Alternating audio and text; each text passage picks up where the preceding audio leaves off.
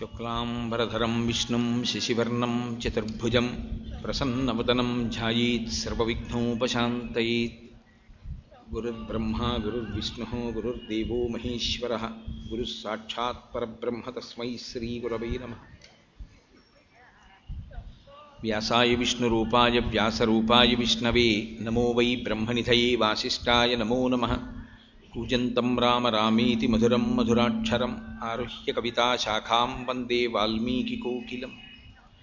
श्रुतिस्मृतिपुराणानाम् आलयं करुणालयं नमामि भगवत्पादशङ्करं लोकशङ्करं।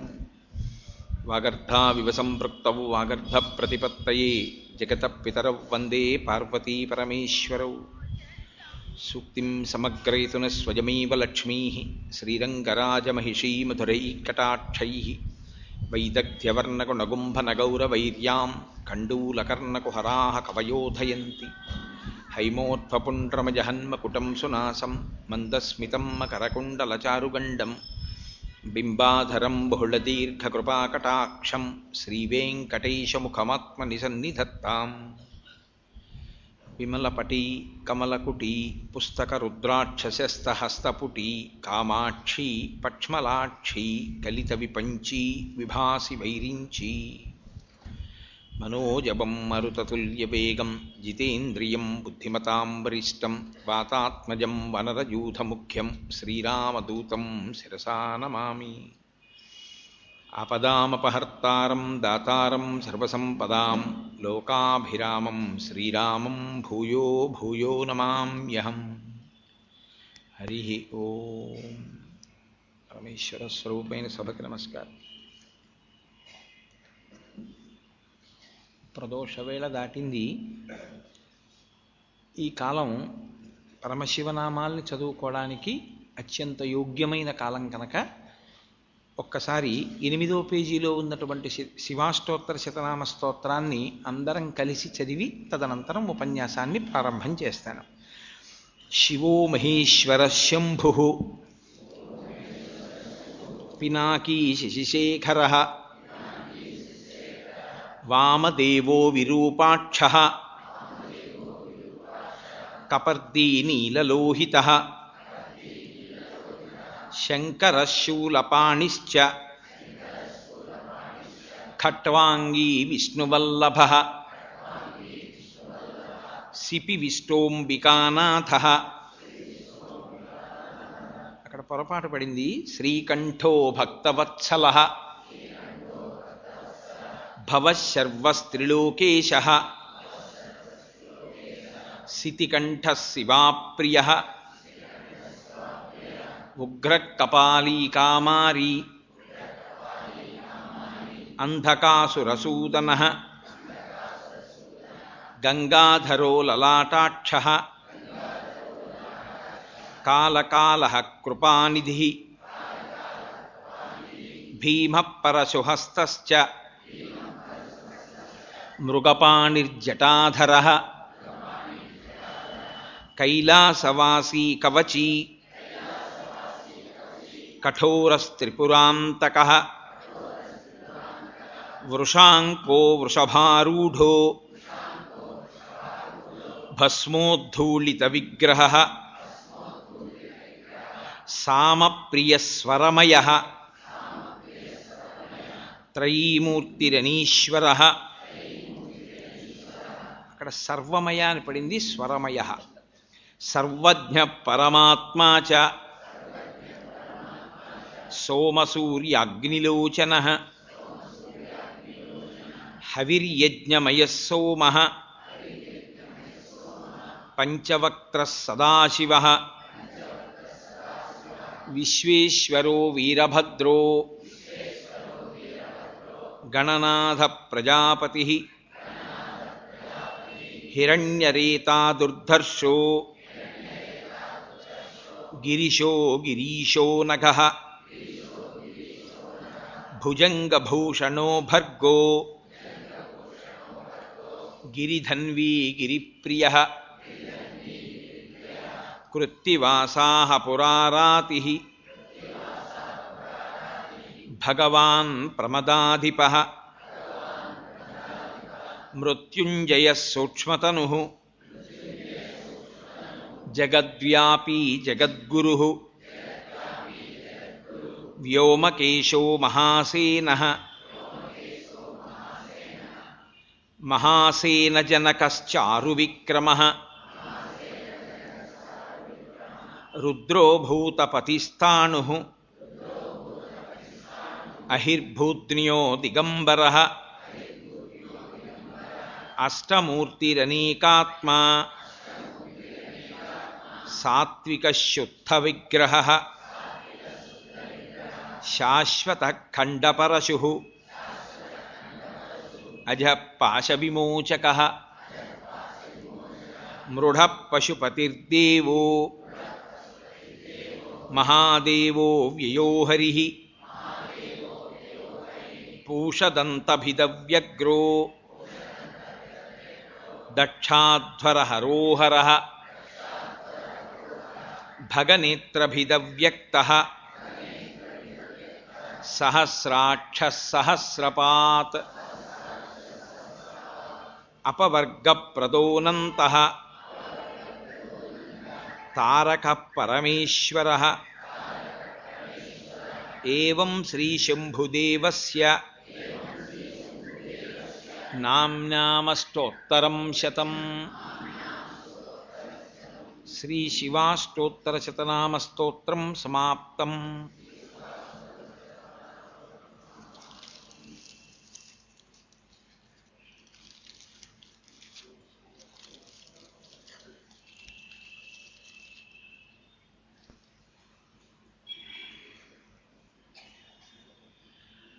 శంకర భగవత్పాదులు కేవలం జగద్గురువులు, కేవలం మహాభక్తులు, కేవలం జ్ఞాని మాత్రమే కాదు, ఆయన మహాకవి. ఆయన శిఖరిణీ వృత్తంలో సౌందర్యలహరి చేసిన, శివానందలహరి రచన చేసిన, షట్పదీ స్తోత్రం చేసిన, సుబ్రహ్మణ్య భుజంగం చేసిన, ఆయన ఏ స్తోత్రం చేసినా ఆయన యొక్క కవిత్వం అత్యద్భుతంగా ఉంటుంది. ప్రత్యేకించి ఒక్క అక్షరాన్ని ఆయన వాడారు అంటే ఆ అక్షరాన్ని తీసి ఇంకొక అక్షరాన్ని అక్కడ చేర్చి శంకరుల హృదయాన్ని ఆవిష్కరించడం దుస్సాధ్యం. అంత గొప్పగా రచన చేయడంలో ఆయనే సాటి. అలవోకగా అటువంటి కవిత్వం చెప్పగలిగారు అంటే ఆయన సాక్షాత్ పరమేశ్వరుడు. ఈశ్వర సర్వవిద్యానాం ఈశ్వర సర్వభూతానాం బ్రహ్మాధిపతి బ్రహ్మణోధిపతి బ్రహ్మా శివోమి అస్తు సదాశివోం. అటువంటి శంకరావతారమైనటువంటి శంకర భగవత్పాదులు శివానందలహరి గ్రంథమునందు కేవలముగా ఏదో స్తుతి చేయడం కోసమే చేసినటువంటి స్తోత్రం కాదు.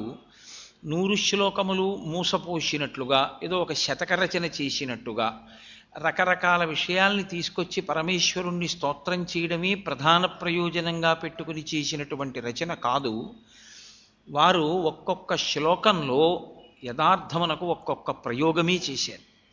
చేసి ప్రతి శ్లోకము కూడా శిష్యుల్ని, వారు జగద్గురువులు కనుక వారికి శిష్యులు కాని వారెవరు? ఆయన శిష్యుల యొక్క ఉపాసన మార్గాన్ని దిద్దడానికి, పరమేశ్వరుని పాదారవిందముల యందు భక్తిని ఇనుమడింప చెయ్యడానికి ఆయన అనేక మార్గములలో ఆ శ్లోకాలని ఆవిష్కరణ చేశారు.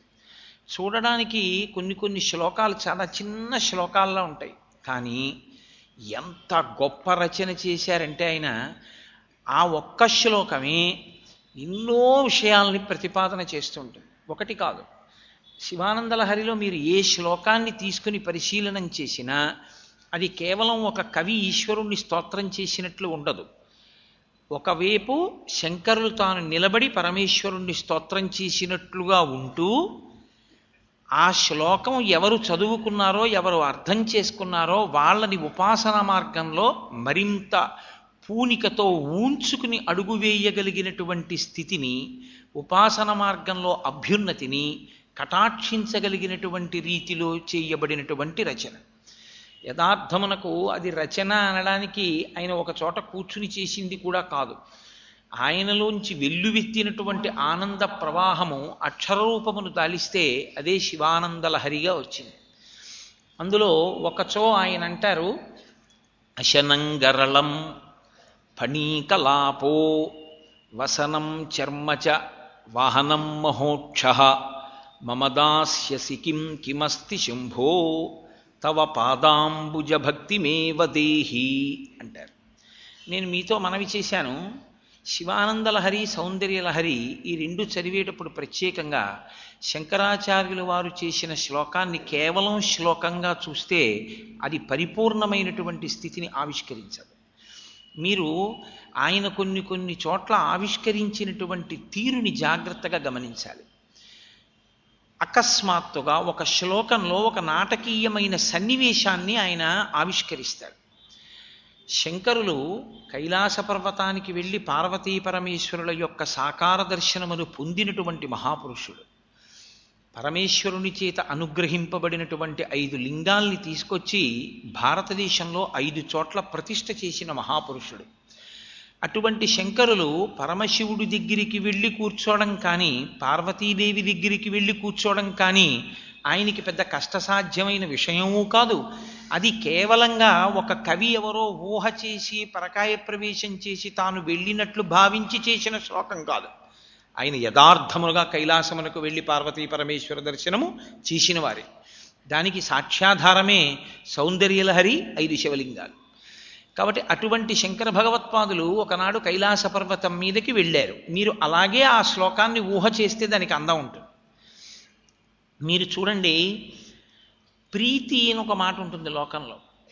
ఆ ప్రీతి ఉన్న చోట్ల ఏమవుతుందంటే ఆ వ్యక్తిని చూడగానే లోపల నుంచి సంతోషమో కారుణ్యమో లేకపోతే ఆ ప్రీతి భావనయో ఉత్పన్నమై ఒక్కసారి ముఖంలో ప్రత్యేకించి కళ్ళల్లో స్ఫుటంగా కనపడుతుంది. మయి జనని దృష్టి సకరుణ అంటారు సౌందర్యలహరిలో ఒక చోట. అమ్మా, నీ కన్నులలో నన్ను చూసినప్పుడు కారుణ్యరసం కనపడిందమ్మా అన్నారు. అలా శంకరులు కైలాస పర్వతం మీదకి వెళ్ళి పరమశివ దర్శనానికి వెళ్ళి కూర్చున్నారు. కూర్చుంటే లౌకికంగా కూడా ఒక ఆచారం ఉంది కదండి. మీరు మా ఇంటికి వచ్చారనుకోండి, నేను అప్పుడు ఏదో కాఫీ తాగుతున్నాను. నేను మర్యాదకి ఏమంటాను? ఏమాయ్ కొంచెం కాఫీ పట్టుకొచ్చి అంటాను కదా. నాకు కాఫీ అలవాటు లేదండి, నేను తాగను అని మీరు అన్నారనుకోండి, ఓ మంచి అలవాటు, కాఫీ తీసుకోకుండా ఉండగలగడం మంచి అలవాటు, చక్కటి అలవాటు చేసుకున్నారు, దాన్ని అలా నిలబెట్టుకోండి అని ఒక కితాబ్ ఇవ్వడం జరుగుతుంది. కనీసం నాకు ఆ దుర్వ్యసనం ఉన్నా. శంకరాచార్యుల వారు పరమశివ దర్శనానికి వెళ్ళేటప్పటికీ కూడా ఆ శ్లోకాన్ని తీసుకురావడంలో ఉన్న అందం అది. ఆయన ప్రారంభం చేయడంలో ఉన్నటువంటి గమ్మత్తు ఎలా ఉంటుందంటే, మీకొక్కసారి లీలామాత్రంగా కైలాస పర్వతం మీద కూర్చున్న ఉన్నటువంటి పరమశివుని చెంతకు వెళ్ళి కూర్చున్న శంకర భగవత్పాదుల దర్శనం చేయిస్తారు. సన్యాసి నియమం సన్యాసిదే కదండి. అందున దండి సన్యాసి ఆయన చెయ్యవలసిన నమస్కారం చేసి ఆయన వెళ్ళి పరమశివుడి యొక్క పాదముల చెంత కూర్చున్నారు.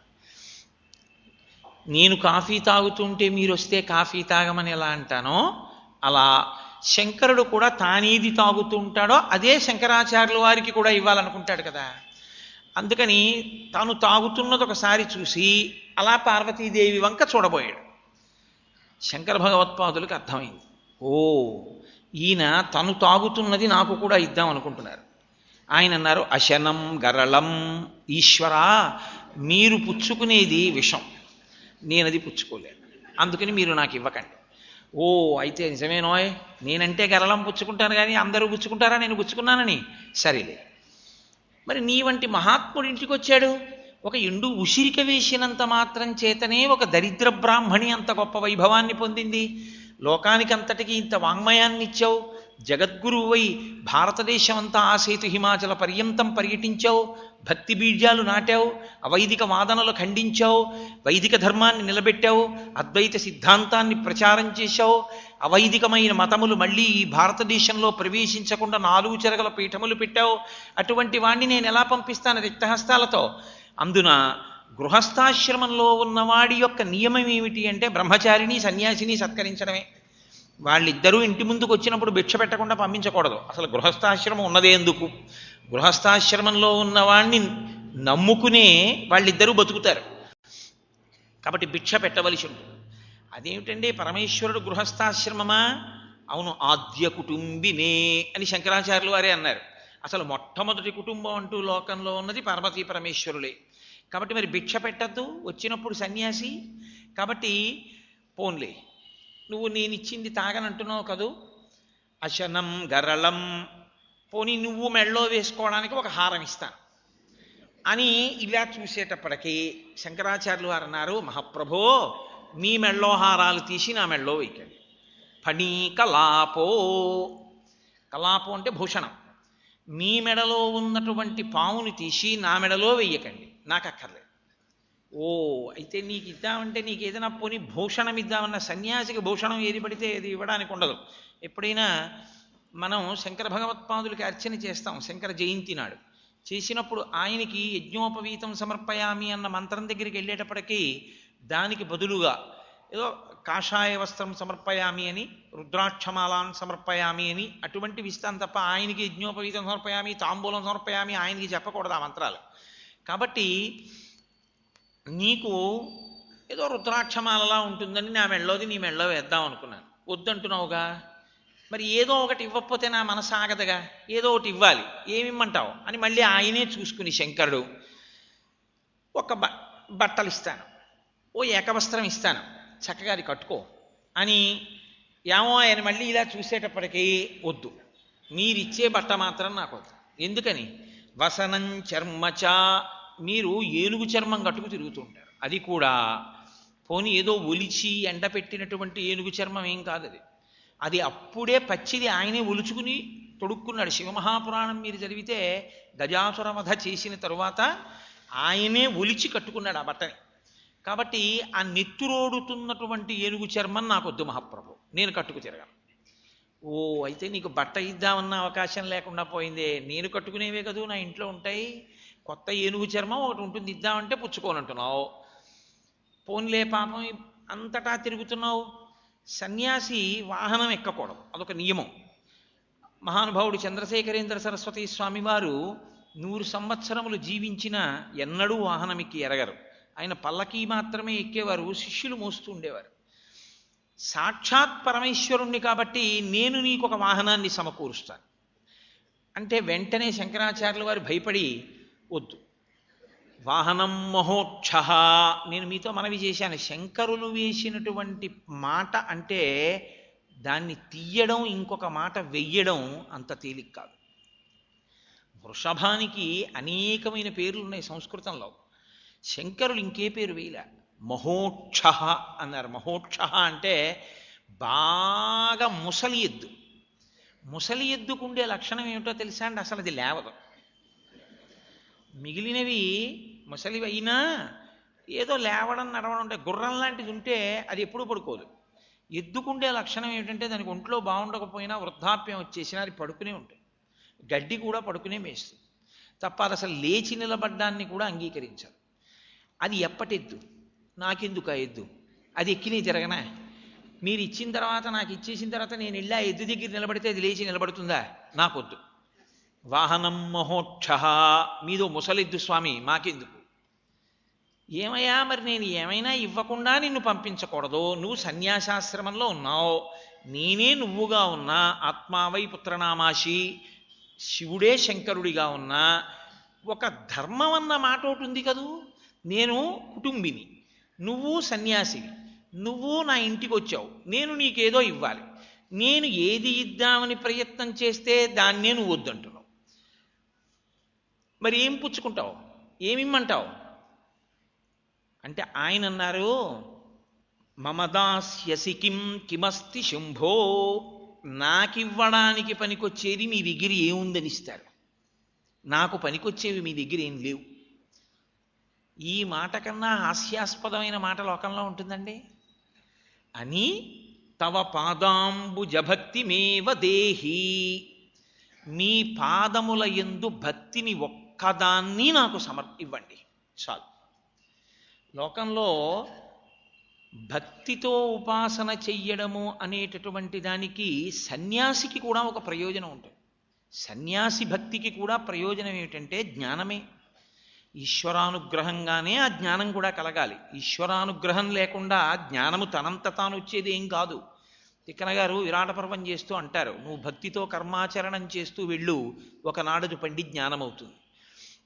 ఆ జ్ఞానప్రదాత కూడా పరమేశ్వరుడే అయినప్పుడు సన్యాసి అడిగినా ఆయన్నే అడగాలి. అందుకే సన్యాసి కూడా రుద్రపారాయణం చేస్తారు. కాబట్టి ఇప్పుడు శంకరాచార్యుల వారికి అసలు పనికొచ్చేదన్నది పరమశివుడి దగ్గర లేదన్న మాట అసత్యం. ఆయనకి ఏదీ పనికొచ్చేది లేకపోతే, ఆయన తినేది ఈయనకి పనికొచ్చేది కాదనుకుంటే ఆయన ఇంటి ముందుకు వెళ్ళడం అనవసరం. ఆయన పాదముల యందు భక్తి కావాలి అనుకోవడం అంతకన్నా అనవసరం. మరి అటువంటప్పుడు తవ పాదాంబుజ భక్తి మేవ దేహి ఏవ, అదొక్కటి చాలు. నీ పాదాంబుజముల యందు, అంబుజములు అంటే తామర పూలు, అటువంటి వాటి యందు తామర పువ్వుల వంటి నీ యొక్క పాదముల యందు నాకు భక్తిని ఒక్కదాన్ని ఇయ్యి. లోకంలో ఎవరికి పనికొచ్చేటటువంటి దాన్ని వాళ్ళు పొందడానికి వీలైన రీతిలో చేసే ఉపాసన యొక్క ఆధార కేంద్రము ఏది ఉంటుందో అది ఉపాస్య వస్తువు. దాని కొరకు చేసే ప్రయత్నము భక్తి, దాని యందు ప్రేమతో ప్రవర్తించుట. పరమశివుడి దగ్గర పుచ్చుకోవడానికి శంకరాచార్యుల వారికి ఏదీ లేకపోతే పరమశివుడి పాదాల దగ్గర భక్తి ఎందుకు? ఈ శ్లోకం శంకర భగవత్పాదుల్ని కాసేపు పక్కన పెట్టండి, మన కోణంలోంచి విన్నా కూడా నిజమే, పరమశివుడి దగ్గర పుచ్చుకోవడానికి మనకి ఏముంది అనిపిస్తుంది. ఈ మాటని బహుశः ఆధారంగా తీసుకున్నాళ్ళ ఉంది. తీసుకుని దూర్చటి కాళహస్తీశ్వర శతకం చేస్తూ ఒక చమత్కారమైనటువంటి పద్యం ఒకటి చేశారు. కాకపోతే అది కించిత్ తేడాతో ఉంటుంది. వన్నే ఏనుగుతోలు దుప్పటము బువ్వా కాలకూటంబు చేగిన్నే బ్రహ్మకపాల ముగ్రమగు భోగే కంఠహారంబు మేల్ నిన్నీలాగున నుండి తెలిసియున్ నీ పాద మూలంబునన్ చేర్చెన్ నారాయణుడిట్లు మానసమునన్ శ్రీకాళహస్తీశ్వర. ఆయనో జలధరదేహు నాజాను చతుర్బాహు సరసీరుహక్షు విశాలవక్షు జారు గదా శంఖ చక్ర పద్మ కౌస్తుభ విలాస్ కంఠ కౌస్తుభ విలాసు కమనీయ కటిసూత్ర కంకణ కేయూర శ్రీవత్సలాంఛనంచిత విహారు వరుకుండల ప్రభాయుత కుత్తల విహారు. అంతటి అందగాడు ఆయన. అటువంటి వాడు నీ పాదముల యందు మనసు ఎలా పెట్టాడయా? నువ్వేమో తినేది గరళం, వేసుకునేది చూస్తే పుర్రెలమాల, నీవేమో ఏనుగుతోలు కట్టుకుంటావు. ఇలాంటి వాణ్ణి ఏ అందం ఉందని శ్రీమన్నారాయణుడి నీ పాదాల దగ్గరికి తీసుకొచ్చి తన మనసు పెట్టాడు? ఎలా నీ శరీరంలో సగభాగాన్ని ఆయన పుచ్చుకున్నాడు? ఇది కేవలం నిందాస్తుతి అంటారు. అంటే పైకి విమర్శించినట్లుంటుంది, కానీ అది విమర్శించడం కాదు. యథార్థమునకు అది స్తుతియే. అది పరమేశ్వరుడి యొక్క వైభవాన్ని ఆవిష్కరింపచెయ్యడమే. ఎందుచేత అంటే మీరొక్కటి గమనించండి, శంకర భగవత్పాదులు పిలిచినటువంటి పిలుపులో ఉంది. నేను మీతో ఒక మాట మనవి చేశా. శంకరాచార్యుల వారు ప్రత్యేకించి సౌందర్యలహరిలో అమ్మవారిని చాలా తక్కువ పేర్లతో పిలుస్తారు. ఏ పేరు పెడితే ఆ పేరు పెట్టి అమ్మవారిని శ్లోకంలో సౌందర్యలహరిలో ఆయన పిలవరు. సౌందర్యలహరిలో అమ్మవారిని ఏ పేరు పెట్టి శంకర భగవత్పాదులు పిలిచారో ఆ పేరుని ఆధారం చేసుకుని తత్వప్రతిపాదనం చేస్తున్న శ్లోకం. శివే అని పిలిచారు అంటే దానికి ఏదో రహస్యం ఉంటుంది. అందులో ఆ శివే అన్న మాటతో సంబంధం ఉంటుంది. అపర్ణ అన్నారంటే ఏదో ఉంటుంది తప్ప ఏదో పిలవడం, ఏదో ఒక నామం తీసుకొచ్చి అక్కడ వేసేయడం, అన్నీ శంభునామములే కదా అని పిలవడం శంకర భగవత్పాదుల దగ్గర ఉండదు. ఆయన పిలిచినటువంటి పేరుని బట్టి ఆ శ్లోకానికి అర్థం ఉంటుంది. ఆయన ఏమని పిలుస్తున్నారు ఈ శ్లోకంలో శివుణ్ణి? అశనంగరళం ఫణీకలాపో వసనం చర్మచ వాహనం మహోక్ష మమదాస్యసి కిం కిమస్తి శంభో అని పిలిచారు. శంభో అని. శంభు అన్న మాట శం భావయతీతి ఇది శంభు. సమస్త సుఖములకు కారణమైన వాడు ఆయనే. ఆయన దగ్గర ఉన్నవన్నీ పనికిమాలినవైతే ఆయన మీ సుఖానికి ఎలా కారణమయ్యాడు? పనికిమాలిన వస్తువులన్నీ పెట్టుకున్నవాడు ఆయనైతే ఆయన మీ సుఖమునకు హేతువు కాలేడు కదా. ఆయన్ని పిలిచింది శంభో అని. ఆయన్ని శంభో అని పిలిచినటువంటి సంబోధనని దృష్టిలో పెట్టుకుని ఇప్పుడు ఈ శ్లోకాన్ని మీరు ఇంకోసారి తిప్పండి, మళ్ళీ తిప్పి చూడండి.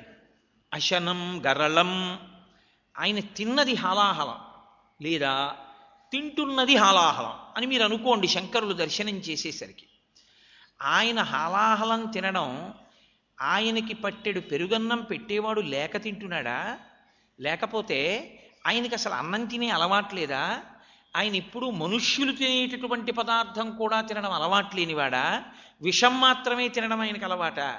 ఆయన ఏమైనా విష జంతువా విషం తినడానికి, విషం పెంచుకోవడానికి? దేని కొరకు ఆయన విషం తిన్నాడు? ఆ విషం తిన్నవాడు కడుపులోకి పంపాడా, జీర్ణం చేసుకున్నాడా, జీర్ణం చేసుకోలేదా, ఎక్కడ పెట్టాడు, ఎందుకు పెట్టాడు? అలా పెట్టడం వల్ల లోకానికి ఉపకారం ఏం జరిగింది? ఆయన ఎందుకు విషం తినవలసి వచ్చింది? మీరు ఒకసారి భావన చేయండి. శంభో అన్న ఆ సంబోధనని ఆధారం చేసుకుని శ్లోకానికి మళ్ళీ మొదటికి రండి. అశనం గరళం. పరమశివ, మీరు ఎప్పుడు హాలాహలమును పుచ్చుకుంటూ ఉన్నారు లేదా హాలాహలమును పుచ్చుకున్నారు? ఎప్పుడూ హాలాహలమును పుచ్చుకుంటూ ఉన్నారు కూడా దోషం కాదు. ఎందుకనంటే షట్పదీ స్తోత్రంలో శంకరాచార్యుల వారు ఎప్పుడూ హాలాహలాన్ని పుచ్చుకుంటున్న వాడిగా చెప్పారు ఒక చోట. అలా పుచ్చుకోవాలి కూడా, లేకపోతే ఆ తత్వం ఆవిష్కరింపబడదు. అది నేను మీకు ఎక్కడ సమన్వయం చేయాలో అక్కడ సమన్వయం చేస్తాను. ఆయన ఎందుకు హాలాహల భక్షణం చేయవలసి వచ్చింది? దేవతలకు అమృతాన్ని తాగేటటువంటి అధికారము పొందాలని వాళ్ళకు ఒక ఉబలాటం కలిగింది. వాళ్ళకున్నవే భోగలాలస. అందుకు కదండి వాళ్ళు బ్రహ్మగారి దగ్గరికి వెడితే దా అన్నాడు. దమం పెంచుకోండిరా మీరు, మీరు ఎప్పుడూ భోగములే అనుభవించి అనుభవించి అనుభవించి మీకు ఇంద్రియ నిగ్రహం అన్నది పోయింది, మనోనిగ్రహం అన్నది. మనోనిగ్రహం పెంచుకోండి అన్నాడు ఒకప్పుడు. కాబట్టి అటువంటి దేవతలకి ఒక కోరిక పుట్టింది, అసలు మన శరీరములు పడిపోకుండా ఉండాలి, అందుకని మనం అమృతం తాగాలి. అమృతం ఎక్కడి నుంచి వస్తుంది? క్షీరసాగర మథనం చేస్తే వస్తుంది. అందుకని వాళ్ళు మందర పర్వతాన్ని తీసుకొచ్చారు, దానికి వాసుకిని తాడుగా చుట్టారు. ఒక పక్క దేవతలు, ఒక పక్క రాక్షసులు పట్టుకున్నారు, పాల సముద్రాన్ని చిలుకుతున్నారు. ఆ పాలవెల్లి లోపల అప్పటికప్పటికి మందరాగము తిరుగం చప్పుడు నిండిన జాండము చెప్పిడిదే మధుని చెవులు చిందరగుని అన్నంటారు పోతన గారు. ఆ మందర పర్వతాన్ని పెట్టి తిప్పుతుంటే పాల సముద్రంలో వచ్చినటువంటి ఘోషకి చతుర్ముఖ బ్రహ్మగారి యొక్క చెవులు చిల్లులు పడిపోయేట. ఏమిట్రా ఈ ఎల్లరి అన్నాడు ఆయన. ఆలోల జలధి లోపల నాలోనహి విడచి సురలను సురుల పరపన్ గీలా కోలాహలమున హాలాహల విషము పుట్టి అవనీనాథ. వాళ్ళు తాగుదామనుకున్నది అమృతం, వాళ్ళు పొందాలనుకున్నది అమృతం, పుట్టింది హాలాహలం. ఇప్పుడు ఈ హాలాహలం పుడుతూనే సముద్రం మీద కెడితే సముద్రం ఇంకిపోయింది, అరణ్యం మీద కెడితే అరణ్యం అంతా ఒక బూది కుప్ప కింద పడిపోయింది, అది ఒక మహానగరం మీదకి వెడితే మహానగరం అంతా నశించిపోయింది. అది కదులుతోంది, పరిగెడుతోంది, ఎవరెవరిని కబళిద్దామని వెంటబడింది. ఇప్పుడు ఈ హాలాహలము తమని ఎక్కడ చెనకుతుందో అన్న భయంతో ఎవరు ఈ పాలసముద్రాన్ని చిలికారో ఆ దేవతలు దానవులు కూడా పరిగెత్తుకుంటూ పారిపోయారు. ఎక్కడికి పరిగెత్తి పారిపోవాలి?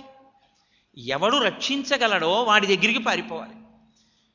దాన్ని ఎంత అందంగా చెప్పారంటే పోతన గారు, చని కైలాసముజొచ్చి శంకరుని వాసద్వారముంజేరి ఈశుని దవ్వారికు లడ్డుపడ్డ తలమంచుంజొచ్చి కుయ్యో ముర్రో విను మాలింపుము చిత్తగింపుము దయన్ వీక్షింపుమన్ సంభుజానన ముఖ్యుల్కని ఆర్తరక్షణ కళా సంరంభునిన్ శంభునిన్. ఆయన ఆర్తరక్షణ కళా సంరంభుడు. శివా అని పిలిస్తే చాలు, తండ్రి అని పిలిస్తే చాలు, నమ్మి అమ్మా అంటే చాలు పరిగెత్తుకొచ్చే లక్షణం ఉన్నవాడు. జ్ఞాన సంబంధర్ మహానుభావుడు, 63 మంది నాయనార్లలో మహాజ్ఞాని. అటువంటి జ్ఞాన సంబంధర్ అంత గొప్పవాడు అవడానికి కారణం ఒకటే. తండ్రి గారు సంధ్యావందనం చేసుకోవడానికి దేవాలయం యొక్క కోనేట్లోకి వెడుతూ పిల్లవాడిని అక్కడ మంటపంలో కూర్చోబెట్టాడు. ఊరై నేను కోనేట్లో మునక వేస్తాను, నువ్వు నాన్నగారి నీళ్లలో మునిగిపోయారు కనపట్టం లేదని బెంగ పెట్టుకుని పెద్ద అరుపులు అరుస్తావేమో నాన్నగారిని. నీకు నేనెలా నాన్నగారో అలా లోకములకంతటికీ నాన్నగారు అడిగు. ఆయన గోడ మీద పరమేశ్వరుణ్ణి చూపించాడు. నీకు అమ్మ ఇంటి దగ్గర ఉంది కదా, అలా లోకములకన్నిటికీ అమ్మ అదిగో ఆ పార్వతీదేవి. నీకు భయం వేస్తే నాన్నగారు అని అరిచి కిందకి దూకేకు. నాన్నగారండి అమ్మా అని వాళ్ళిద్దరి వంక చూసి అరవరా అన్నాడు ఆయన. అని ఆయన వెళ్ళి కోనేట్లో మునిగాడు. ఈ పిల్లాడికి భయం వేసింది, నాన్నగారు నీళ్ళల్లో మునిగిపోయారు. ఈ పిల్లాడికి తండ్రి చెప్పు, వాడు పూనికతో గోడవంక చూసి అమ్మా నాన్న అమ్మా నాన్న అన్నాడు. అంతే వాడు అన్నది. పరమశివుడు అన్నాడు, ఏమిటి అలా చూస్తావు? వాడు బొమ్మ అని పిలవట్లేదు, మనం పార్వతీ పరమేశ్వరులు అని పిలుస్తున్నాడు. జగత పితరవు వందే అని. పద వెడదాం. వృషభవాహనం ఎక్కి ఇద్దరు గబగబా అక్కడికి వచ్చి మంటపంలో దిగారు. ఆ పిల్లాడు ఓహో ఏడుస్తున్నాడు. అమ్మ నాన్న నాన్న నాన్న అని, అమ్మ నాన్న నాన్న అని ఏడుస్తున్నాడు. ఏం చేయమంటారు, వీడు ఇలా ఏడుస్తున్నాడు అంది ఆవిడ. పిల్లల్ని కన్నా తల్లి వాపాటి తెలియదు, పిల్లలు ఏడిస్తే ఏం చేయాలి, పాలివ్వాలి, పాలి అన్నాడు ఆయన. ఆవిడంది ఏమిటో చాలా తేలిగ్గా చెప్పేశారు పాలిమ్మని. నా స్తన్యమును కాని వాడు గ్రోలితే మీరెవరో అర్థం అవుతుంది, వాడికి శివజ్ఞానం వస్తుంది ఇమ్మంటారా అంది. శివజ్ఞానమే వచ్చిందో ఇంకోటే వచ్చిందో, వాడు నమ్మాడు మనం ఉన్నామని. అమ్మా నాన్న అని ఏడిచాడు, ఇచ్చేయి అన్నాడు. పార్వతీదేవి స్తన్యం ఇచ్చింది. చిన్న పిల్లవాడు. ఈలోగా తండ్రి సంధ్యావందనం అయిపోయి వచ్చేస్తున్నాడు. వీళ్ళిద్దరు అంతర్ధానం అయిపోయారు. పిల్లాడి నోటి నిండా పాలున్నాయి. పాలు ఎక్కడివి రా నీకు అని అడిగాడు తండ్రి. వాడు చిరునవ్వు నవ్వాడు. తండ్రి ఆ పిల్లాడిని ఎత్తుకుని దేవాలయంలోకి ఎడుతున్నాడు. వాడు ద్రవిడ సాంప్రదాయంలో పత్తికాలంటారు. వాడు పత్తికం పాడుతూ పరమశివుడి మీద చేతులు ఇలా చప్పట్లు తరుస్తున్నాడు. ఆ చిన్ని చిన్ని చేతులు కందిపోతున్నాయని పార్వతీ పరమేశ్వరులు పైనుంచి చిడతలు విడిచిపెట్టారు వాడి కోసం. ఏదో శుకమహర్షికి దేవీ భాగవతంలో పైనుంచి దండకమండలాలు పడ్డట్టు వాడికి చిడతలు పడ్డాయి. ఆ జ్ఞాన సంబంధర్ ఏ దేవాలయానికి వెళ్ళినా ఆ ముందు రోజే పరమేశ్వరుడు పాలక మండలి వారికి కల్లో కనపడి, జ్ఞాన సంబంధర్ వస్తున్నాడు, నాకు మీరు ఏ పల్లకిలో సేవ చేస్తారో ఆ పల్లకి పంపించి అందులో కూర్చోపెట్టి తీసుకురండి అని చెప్తుండేవాడు.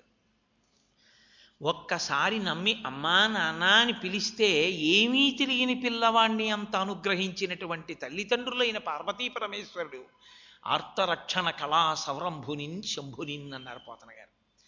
కాబట్టి వెడితే ఆయన దగ్గరికి వెళ్ళాలి, ఆయన రక్షించాలి. కాబట్టి వీళ్ళు పరుగు పరుగున వెళ్ళి చని కైలాసముజొచ్చి శంకరుని వాసద్వారముంజేరి ఈశుని దవ్వారికులడ్డు పడ్డ తలమంచుంజొచ్చి కుయ్యో మొర్రో విను మాలింపుము చిత్తగింపుము దయన్ వీక్షింపు మంచు అంబుజానన ముఖ్యుల్ చతుర్ముఖ బ్రహ్మగారితో సహా ఆ అడ్డొచ్చిన ద్వారపాలకుల్ని తోసేసి లోపలికి పరిగెడుతున్నారు. ఏమిట్రా ఇంత కోలాహలం, ఇంతమంది అరుపులు వినపడుతున్నాయి ఇంటి ముందు. లోపలున్న శంకరుడు గబగబా తానే పైకి వచ్చాడు.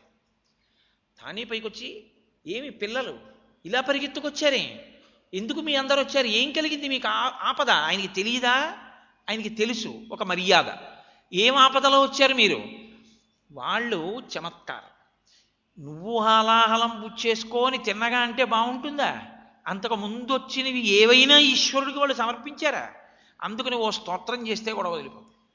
వాళ్ళన్నారు, భూతాత్మ భూతేశ భూతభావన రూప దేవమహాదేవ దేవవంద్య, ఈ లోకములకెల్ల ఈశ్వరుండవు నీవు, బంధమోక్షములకు ప్రభుడవీవు, ఆర్తశరణ్యుండవగు గురుండవు నిన్ను కోరి భజింతురు కుశలమతులు, సకల సృష్టి స్థితి సంహారకర్తవై బ్రహ్మ విష్ణు శివాంశ వరగుదీవు, శక్తియుతుడవీవు శబ్దయోనివీవు జగదంతరాత్మవీవు ప్రాణమరయ అఖిలమునకు.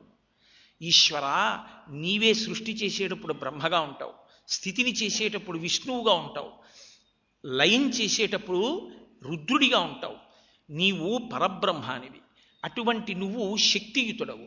నీవు బంధనమునందు పడదోస్తావు, తిరోధానమును చేసి మాయ కల్పించి పరబ్రహ్మతత్వము గోచరము కాకుండా చేస్తావు. అనుగ్రహించినటువంటి వాళ్ళకి ఆ తెర పైకెత్తి జ్ఞానమిచ్చి మోక్ష సామ్రాజ్య పదవి కట్టపెడతావు. కాబట్టి ఈశ్వరా మమ్మల్ని అనుగ్రహించు. నీదేమైనా సామాన్య స్వరూపమా? అగ్నిముఖంబు పరాపరాత్మకమాత్మ కాలంబు గతి రత్నగర్భ పదము శ్వసనంబు నీయూర్పు రసన జలేషుండు దిశలు కర్ణంబులు దివము నాభి సూర్యుండు కన్నులు శుక్లంబు సలిలంబు జఠరంబు జలధులు చెదలు శిరము సర్వౌషధులు రోమచయము శల్యంబు లద్రులు మానసమృతకరుండు ఛందములు ధాతువులు ధర్మసమితి హృదయము ఆస్యపంచకముపనిషద ఆహ్వయంబు అయిన నీరూపు సదసత్వమై శివాఖ్యయై స్వయంజ్యోతి అయ్యొప్పు ఆద్యమగుచు. తండ్రి, నువ్వు మాకొక ఉపకారం చెయ్యాలి. మేమందరం ఆర్తితో పరిగెత్తుకొచ్చాం. బాహుశక్తిన్ సురాసురుల్ జని అప్పాలవెల్లి మదింప ఏరి అలంఘ్యమై హాలాహలంబు జనించే చిచ్చులాగమన్గొని ప్రాణి సందోహమున్ బ్రతయింపవే దయ దొంగిలింపగనీశ్వర.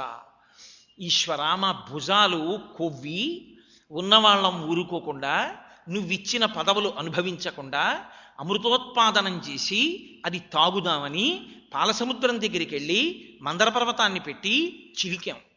అమృతం మాట దేవుడెరుగు, హాలాహలం పుట్టింది. దాని బాధ ఓర్వలేక కైలాస పర్వతం మీదకి పరిగెత్తుకొచ్చాం. శివ మమ్మల్ని అనుగ్రహించరా, అనుగ్రహించి ఆ హలాహలం మీరు పుచ్చుకోరా, 3 మూర్తులకును 3 లోకములకు 3 కాలములకు మూలమగుచు భేదమగుచు తుది కభేదమయ్యొప్పారు బ్రహ్మమనగ నీవే పాలనయనా అన్నారు వాళ్ళు. 3 మూర్తులుగా బ్రహ్మ విష్ణు మహేశ్వరులుగా ఉండేవాడివి నువ్వే, భూత భవిష్యత్ వర్తమాన కాలములుగా ఉండేవాడివి నువ్వే, పైలోకాలు ఈ లోకము కింది లోకములని ఇన్ని లోకములుగా ఉండేవాడివి నువ్వే, నువ్వు తప్ప లోకంలో ఇంకొక వస్తువు ఎక్కడుంది? కాబట్టి నువ్వే ఆ హాలాహలాన్ని నిగ్రహించి మమ్మల్ని రక్షించాలి. కాబట్టి శంకరా పుచ్చుకోండి. లంపటము నివారింపను సంపద కృప చెయ్య జయము సంపాదింపన్ చంపెడి వారి వధింపను సొంపారగనిక చెల్లు సోమార్థధర. ఓ చంద్రరేఖని ధరించినటువంటి వాడా చంద్రశేఖర, లంపటము నివారింపను, పట్టుకున్న లంపటాలు వదిలిపోవాలంటే, మాయ తొలగిపోవాలంటే, అనుబంధము అన్న మాట ఎవరి యందు పెట్టుకోవాలో తెలిసి రావాలంటే, మా అయ్యయటంచు ఎవ్వరిని నేనన్నన్ శివా నిన్నేను సుమి అన్న భావన కలగాలంటే ఈశ్వరా మీ అనుగ్రహం ఉండాలి. లంపటము నివారింపను సంపద కృప చేయ, ఎవరికి ఐశ్వర్యం ఇవ్వాలన్నా మీ దగ్గర నుంచే రావాలి. జయము సంపాదింపన్, ఏదైనా జయం కావాలి అంటే మీ అనుగ్రహం వల్లే రావాలి.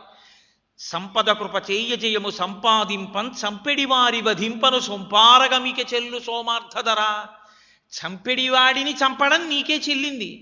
అందరినీ చంపేవాడు ఎవడున్నాడో కాలుడు, ఆ కాలుణ్ణి చంపినటువంటి వాడివి, కాలాంతకుడవు, కాలకాలుడవు.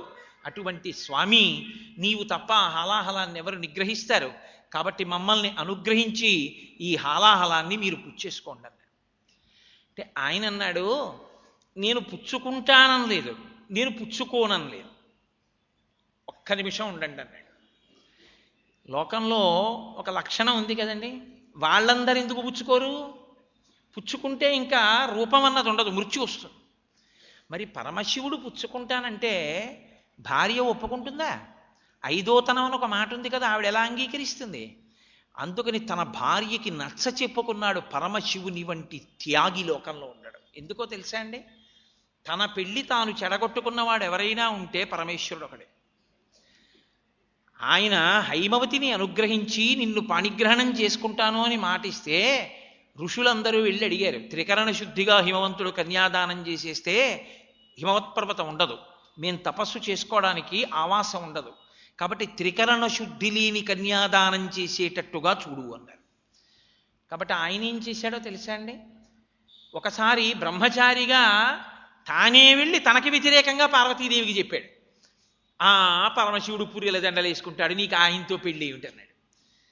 తన పెళ్లి తాను చెడగొట్టుకునే ప్రయత్నం చేశాడు. భక్తినంత పరీక్షిస్తాడు మహానుభావుడు. ఆయనకి బాహ్య సౌందర్యమా కావాలి, అంతఃసౌందర్యం ఆయనకి కావాలి. అపర్ణ అయితే చేపట్టాడు ఆయన. హిమవంతుడు త్రికరణ శుద్ధిగా కన్యాదానం చేయకుండా చూడాలి. అందుకని పెళ్లికి వస్తున్నాను అని కబురు చేసి వస్తున్నాడు. పార్వతీ కళ్యాణం లాంటి కళ్యాణం లోకంలో ఎక్కడా ఉండదండి. ఎందుకో తెలుసా? పార్వతీ కళ్యాణంలో వియ్యంకుడు లేదా కన్యాదాత హిమవత్ పర్వతం. కాబట్టి ఆయనకి బంధువులు ఎవరు ఉంటారు? పర్వతాలన్నీ ఆయనకి బంధువులు. కాబట్టి ఆయన లోకంలో ఉన్న పర్వతాలన్నిటికీ శుభలేఖలు పంపించాడు. పర్వతాలన్నీ ఆయనకి స్నేహితులైతే, బంధువులైతే, కూతుళ్ళందరూ పర్వతాలకు ఎవరు? నదులు. అల్లుళ్ళందరూ సముద్రాలు కదండి. నదులన్నీ సముద్రాలనేగా చేరుతాయి. అరణ్యాలన్నీ ఆ పర్వతాలకి పిల్లలు. ఎలక కూడా పర్వతానికి కన్నం పెట్టి అక్కడే ఉంటుంది. పెద్ద పులి, సింహం కూడా అక్కడే తిరుగుతాయి. కాబట్టి పర్వతానికి పిల్లలే. కాబట్టి బంధుమిత్ర సపరివార సమేతముగా విచ్చేసి అన్నప్పుడు ఇవన్నీ బయలుదేరాలా వద్దా? ఇవన్నీ ఇటు బయలుదేరే. ఆయన దేవతా సార్వభౌముడు. శ్రీశైలే స్వర్ణశృంగే మణిగణరచితే కల్పవృక్షాళిశీతే స్ఫీతే సవర్ణ రత్న స్ఫురిత నవగృహే దివ్యపీఠే శుభార్హ్యే ఆసీన సోమచూడ సకరుణనయన సంగన స్మేరవక్త్ర శంభుశ్రీ భ్రమరీష ప్రకటిత విభవో దేవతా సార్వభౌమ. ఆయన దేవతా సార్వభౌముడు. కాబట్టి ఆయన వెనక దేవతలు వచ్చారు, ఋషులు వచ్చారు, అందరూ ఆయన వెంట వచ్చారు. ఇక పార్వతీ కళ్యాణానికి వెళ్ళనివాడు ఎవడున్నాడో నాకు చెప్పండి. ప్రమదగణాలు ఉంటారు, రాక్షసులు ఉంటారు, అందరూ ఆయన బిడ్డలే. కాబట్టి అందరూ వెళ్ళారు ఆ కళ్యాణానికి. కాబట్టి అగస్త్యుడిని దక్షిణ దేశానికి పంపించవలసి వచ్చి భూమి తేలిపోతుందని. అటువంటి కళ్యాణానికి వెళ్ళి పరమశివుడు వస్తున్నాడమ్మా, మీ అల్లుడు గారు వస్తున్నారు అంటే పాపం అత్తగారికి చూడాలని ఉంటుంది కదండి. మా అమ్మాయి ఏమిటో అంత తపస్సు చేసి భర్తను తెచ్చుకుంది, మా అల్లుడు అందం ఏమిటో చూడాలని ఆవిడ గవాక్షంలో నించుంది. పక్కన నారదుడు నించున్నాడు. నేను గుర్తుపట్టలేనుగా మా అల్లుడు వచ్చినప్పుడు చెప్పాను. అబ్బో ముందు ఎంతో మంది వెళ్ళిపోతున్నారు, ఎప్పుడు పిచ్చి తల్లి తెల్లవారు కట్ట నించుంది 4ంటికి, అలా వెళ్ళిపోతున్నారు. రాడు 4 ముఖాలు ఆయన ఒక ఆయన ఎడుతున్నాడు హంసవాహనం మీద, ఆయనేనా మా అల్లుడంది. అబ్బే మీ ఆయనకి కింకరుడమ్మ, ఆయన ఓ తలగిల్లేశాడు. నకేభ్య సంత్రసన్ ప్రథమమధమాదంభకరిపో, ఓ తలగిల్లే అవతల బారేశాడు ఆయనకి. అప్పటి నుంచి 4 ముఖాలు. ఆయనే పాటమ్మా, మీ వారి ముందు మీ అల్లుడి ముందు బ్రహ్మగారు వెళ్ళిపోయాడు, ఋషులు వెళ్ళిపోయారు, అందరూ వెళ్ళిపోయారు, శ్రీ మహావిష్ణువు వస్తున్నారు. అబ్బో అంత తేజోమూర్తి మేఘశ్యామం పితకౌసేయవాసం శ్రీవత్సాంకం కౌస్తుభోద్భాసితాంగం పుణ్యోపేతం పుండరీకాయతాక్షం, ఈయనే నాన్న అల్లుడంది. ఈయనకి మీ అల్లుడికి తేడా చెప్పడం కష్టం కానమ్మా, వాళ్ళిద్దరు అభేదమే కానీ ఒక్కరే, కానీ ప్రస్తుత మాత్రం మీ అల్లుడు కాడు. అయితే మా అల్లుడు ఎప్పుడు వస్తాడు? ప్రదోష వేళకు కనపడచ్చేమో.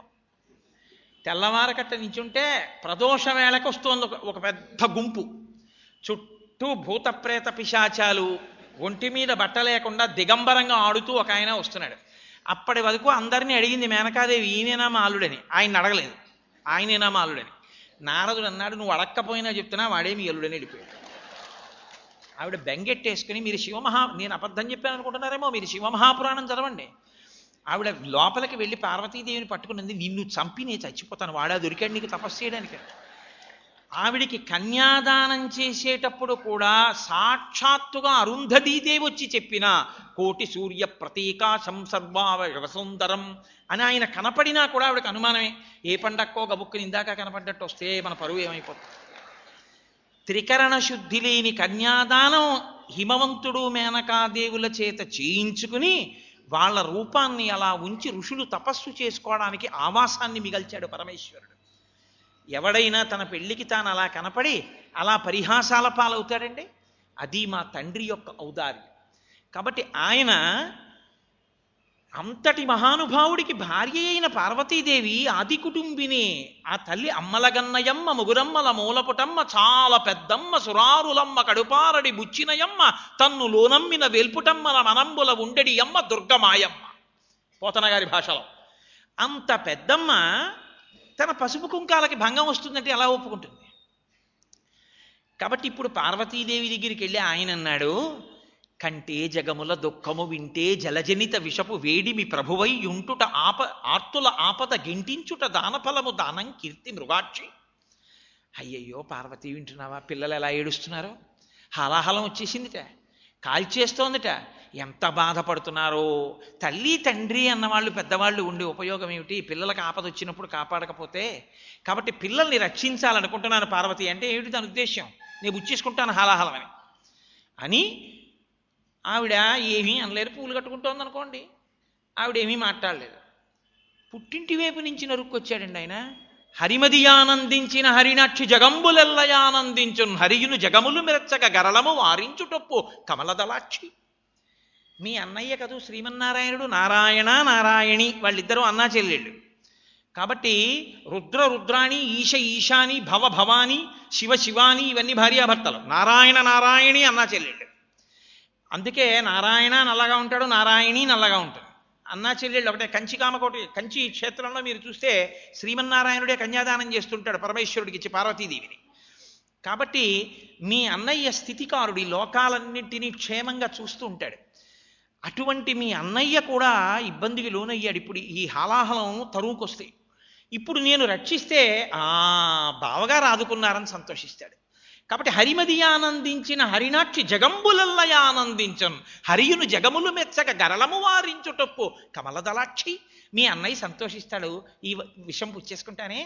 ఎవడైనా లోకోపకారానికి అలా బతిమాలుకునేవాడు ఉంటాడండి? పరహితము చేయునెవ్వడు పరమహితుండగును భూత పంచకమనకున్ పరహితమే పరమధర్మము పరహితునకు నిదురులేదు పర్వేందుముఖి. పరులకి ఉపకారం చేద్దామని ఎవడనుకుంటున్నాడో వాణ్ణి భూత పంచకం ఎప్పుడూ రక్ష చేస్తూ ఉంటుంది. పంచభూతములు సంతోషిస్తూ ఉంటాయి. అసలు అసలు పరహితమే పరమధర్మము, పరోపకారం చేయడమే పరమధర్మం. కాబట్టి పార్వతి హాలాహలం పుచ్చేసుకుందామని అనుకుంటున్నాను, అయితే నాకేమైనా అయిపోతుంది అనుకుంటున్నావా? శిక్షింతు హాలాహలమును భక్షింతును మధుర సూక్ష్మ ఫలరసము క్రియన్ రక్షింతు ప్రాణికోట్లను వీక్షింపుము నీవు నేడు వికచాబ్జముఖి. ఏమీ బెంగపెట్టుకోకుండా అరవిరిసినటువంటి తామర పువ్వులా ముఖం పెట్టుకుని సంతోషంగా అలా చూస్తుండు పార్వతి. చూడు నేను ఎలా పుచ్చేసుకుంటానో హాలాహలాన్ని. రక్షింతు ప్రాణికోట్లను, ప్రాణికోట్లన్నిటిని రక్షిస్తాను. శిక్షింతు హాలాహలమును, హాలాహలాన్ని శిక్షిస్తాను. భక్షింతును మధుర సూక్ష్మ ఫలరసము క్రియన్. అదేం పెద్ద నేను ఏదో కష్టపడిపోయి అన్ని వైపుల నుంచి ఏదో కబాడీ ఆడినట్టు ఆడి పట్టుకుంటాను అనుకుంటున్నావా? ఓ కిస్మిస్ పండు తీసుకుని నోట్లో పడేసుకుని చప్పరించినట్టు మింగేస్తాను. వీక్షింపుము నీవు నేడు వికచాబ్జముఖి. అలా చూస్తుండు ఎలా పుచ్చేసుకుంటానో. ఆవిడంది మీ ఇష్టం వచ్చినట్టు చేయండి. ఇది విని పరీక్షితు గుండెలు బాధేసుకున్నాడు. అయ్యో అయ్యో అయ్యో, ఇంత అన్యాయమా? ఎంత పనికి మారిన భర్త అయినా కైలాస గౌరి నోము చేసుకోవడానికి ఉండాలని కోరుకుంటారు. అంతేకాని పసుపు కుంకాలకే ఉపద్రవం ఏ ఆడదైనా తెచ్చుకుంటుందా లోకంలో? అంతమంది హలాహలానికి పడిపోతుంటే హలాహలం పుచ్చుకోవడానికి ఈయనెడతానంటే ఆవిడెలా ఒప్పుకుందయా అని అడిగాడు శుకమహర్షిని. అడిగితే శుకబ్రహ్మ అన్నారు, మృంగెడివాడు విభుండని మృంగెడిదియు గరళమనియు మేలని ప్రజకున్ మృంగమనే సర్వమంగళ మంగళసూత్రమ్మునెంతమది నమ్మినదో. ఆ తల్లి సర్వమంగళయా, ఆవిడ మంగళసూత్రాధిష్టాన దేవత. ప్రతి మగవాడు మంగళసూత్రం కడుతూ మాంగళ్యం తంతునానేనా మమ జీవనహేతున కంటే బధ్నామి శుభగే తం జీవ శరదాంశితం. నేను ఈ మంగళసూత్రం నీ మెడలో కడుతున్నాను. అందులో మంగళ గౌరి మంగళసూత్రాధిష్టాన దేవత అయిన సర్వమంగళాదేవి ఉంది. ఈ మంగళసూత్రము నీ కంఠమునందు ఉన్నంత కాలము నేనున్నానని గుర్తు. అంటే ఈయనకి రాబోయే గండములను కూడా ఆవిడ మెడలో ఉన్న సూత్రాధిష్టాన దేవత తొలగతొయ్యగలదు. అటువంటి సర్వమంగళాదేవత ఆవిడయ్యుండి ఆవిడ మెడలో మంగళసూత్రానికి భంగం వస్తుందా, ఇబ్బంది వస్తుందా? ఆవిడికి భయం ఏమిటయా? మంగళసూత్రమునెంత మది నమ్మినదో, తన మంగళసూత్రాన్ని తాను ఎంత నమ్మిందో ఆ తల్లి, అందుకని పుచ్చేసుకో హాలాహలా అన్నది. శంకరుడు అందరూ హాలాహలాన్ని చూసి పారిపోయి ఇచ్చారు. ఈయన హాలాహలాన్ని వెంట తరిమేడు. వెంట తరిమి తన చుట్టుంచులు సంఘముల్ జయధ్వానంబులన్ బొబ్బిడన్ ఘనగంభీర రవంబుతో శివుడు లోకద్రోహి హుంపోకు రమ్మని కింగేల తెమల్చి కూర్చి కడిగా నంకించి జంబూపలంబున సర్వంకటమన్ మహావిషమునాహారించే హేలాగతి. ఆయన గబగబా దాని దగ్గరికి వెళ్ళి, ఎక్కడికి పోతావే హాలాహలమా రా అని తన చుట్టూ దేవతలందరూ జయఘోష పెడుతుంటే మహానుభావుడు ఎదురెళ్ళి ఆ హాలాహలాన్ని పట్టుకున్నాడు. పట్టుకున్నప్పుడు ఆయనకి ఏమైనా వేడెక్కిందేమో, వేడి చేసిందేమో అనుకుంటున్నారా? కదలంబారవు పాప పేరు వడలన్ ఘర్మాంబుజాలంబు పుట్టదు నేత్రంబులు నెర్రబారవు నిజ జూటాచంద్రుడున్ కందడున్ వదనాంభోజము వాడదావిషము ఆహ్వానించుచో డాగిచో పదిలంబై కడిచేయుచో దిగుచుచో భక్షించుచో మృంగుచో అన్నారు. ఆయన వెళ్ళి ఆ హాలాహలం దగ్గరికి వెళ్ళి దాన్ని ఇలా చేత్తో పట్టుకున్నప్పుడు కానీ కదలంబారవు పాప పేరు. అసలు పాము అగ్నిహోత్రాన్ని చూస్తే పారిపోతుంది. అంత పెద్ద అగ్నిహోత్రాన్ని హాలాహలాన్ని ఆయన ఇలా అరిచేత్తో పట్టుకుంటే ఆయన అరిచేతికి ఆ మణికట్టుకు వేసుకున్న ఓ పిల్లపాము కూడా జారి కింద పడలేదు. శివుణ్ణి ఆశ్రయించిన వాడికి అంత నిర్భయ స్థితి. కదలంబారవు పాప పేరు వడలన్ ఘర్మాంబుజాలంబు పుట్టదు, ఏదో ఒంటికి వేడి చేసో పొక్కు పుట్టలేదు. నిజ జూటాచంద్రుడున్ కందడున్, అంత చల్లటి చందమామ కందిపోలేదు. నేత్రంబులు నెర్రబారవు, అంత వేడైన హాలాహలాన్ని పట్టుకున్నప్పుడు ఆయన కన్ను కనీసం ఎరుపెక్కలేదు. ఆహ్వానించుచో డాయుచో పదిలంబై కడిచేయుచో దిగుచుచో భక్షించుచో మృంగుచో. దానికి ఎదురెళ్ళినప్పుడు కానీ పట్టుకున్నప్పుడు కానీ దాన్ని పట్టుకున్నప్పుడు కానీ నలిపినప్పుడు కానీ ముద్ద చేసినప్పుడు కానీ చేత పట్టుకున్నప్పుడు కానీ నోట్లో వేసుకున్నప్పుడు కానీ కనీసం వేడి కూడా ఎక్కలేదయా, పిల్ల పాము కూడా కింద పడలేదు. అది పరమశివుడు అంటే. ఇప్పుడైనా హరుడు గలమునందు హాలాహలము పెట్ట కప్పు కలిగి తొడపు కరణనెప్పే సాధురక్షణంబె సజ్జనులకు నిన్న భూషణంబు కాదే భూవరేంద్ర. ఉదరము లోకంబులకును సదనంబకు తెరిగి శివుడు చటుల విషాగ్నిని కుదురుకొనే కంట బిలమున పదిలంబుగా నిలిపే. ఆయన ఆ హాలాహలాన్ని తీసి ఇలా నోట్లో పెట్టుకున్నాడు. మింగుదాం అనుకున్నాడు.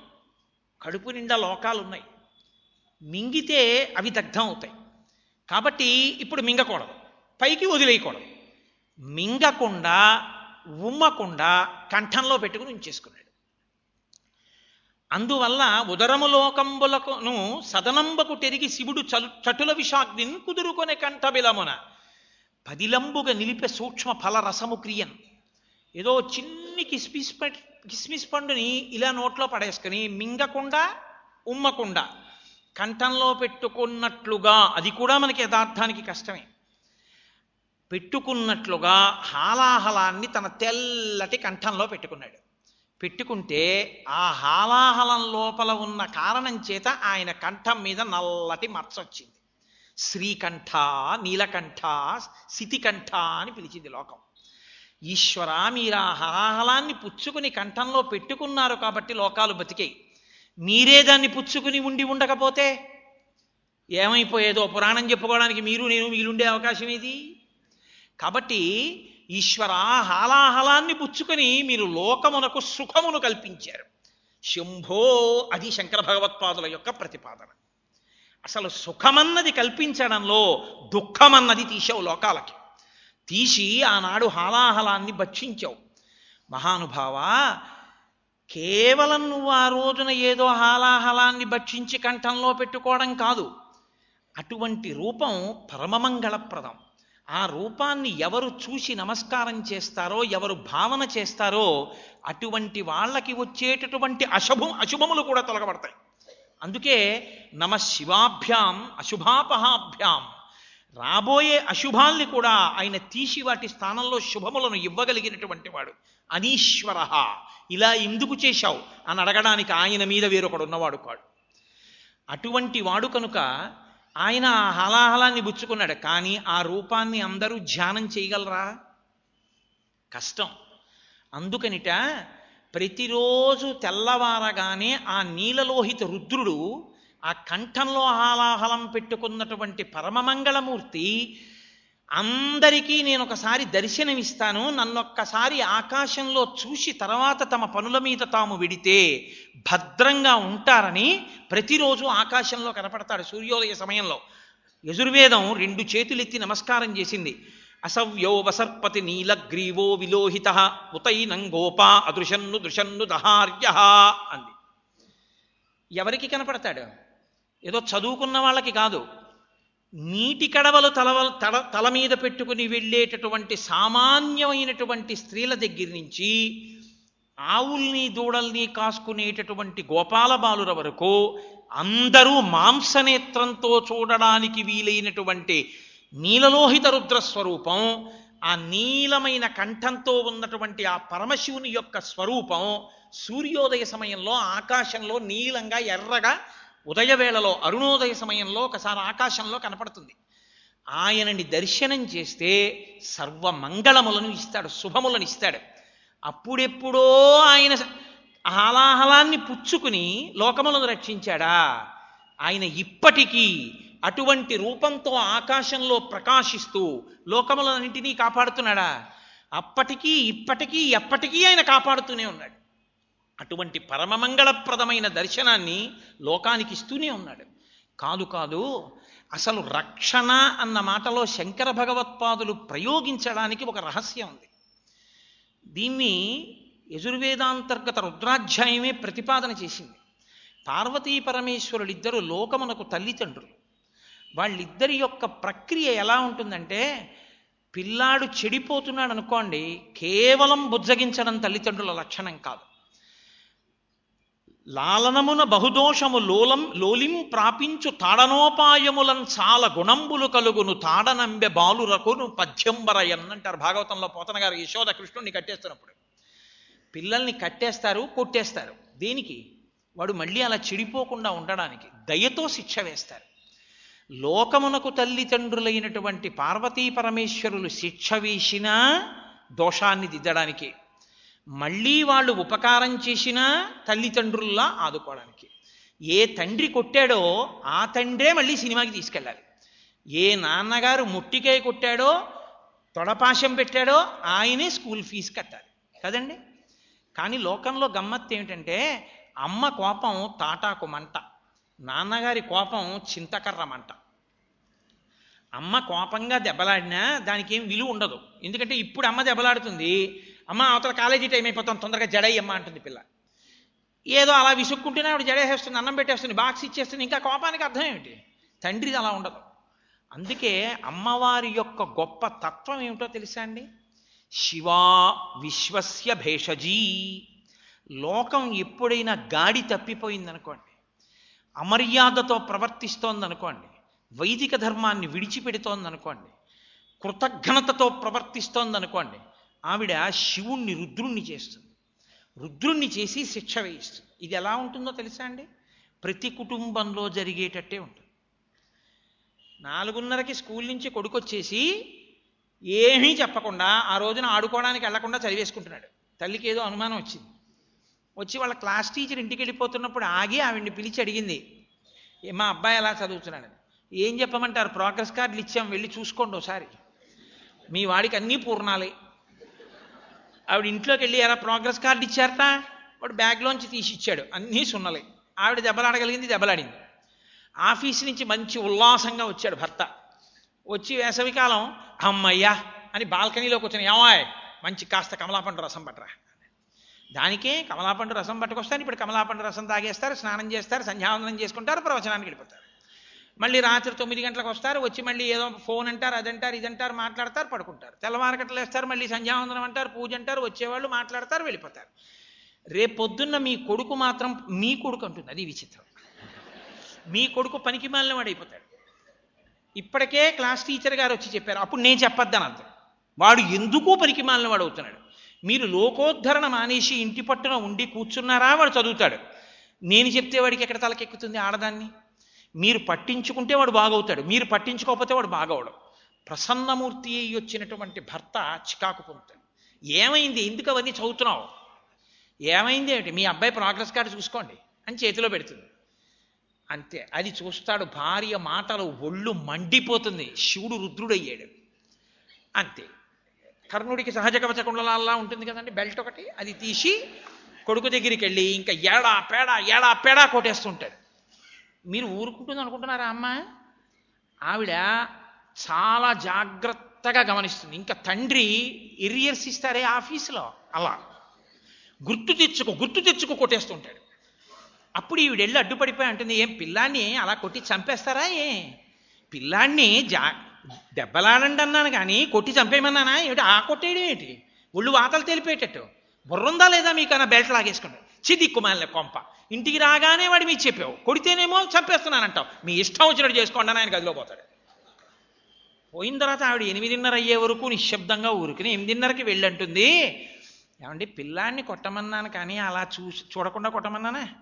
చెవిపోటుతో ఎంత బాధపడితే హైదరాబాద్ కూడా తీసుకెళ్ళి ఎంతమంది డాక్టర్లకి చూపించి ఎన్ని సుబ్రహ్మణ్య క్షేత్రాలకు వెడితే వాడికి ఆ చెవిలో పోటు తగ్గి ఇప్పుడు సంతోషంగా ఉంటున్నాడు.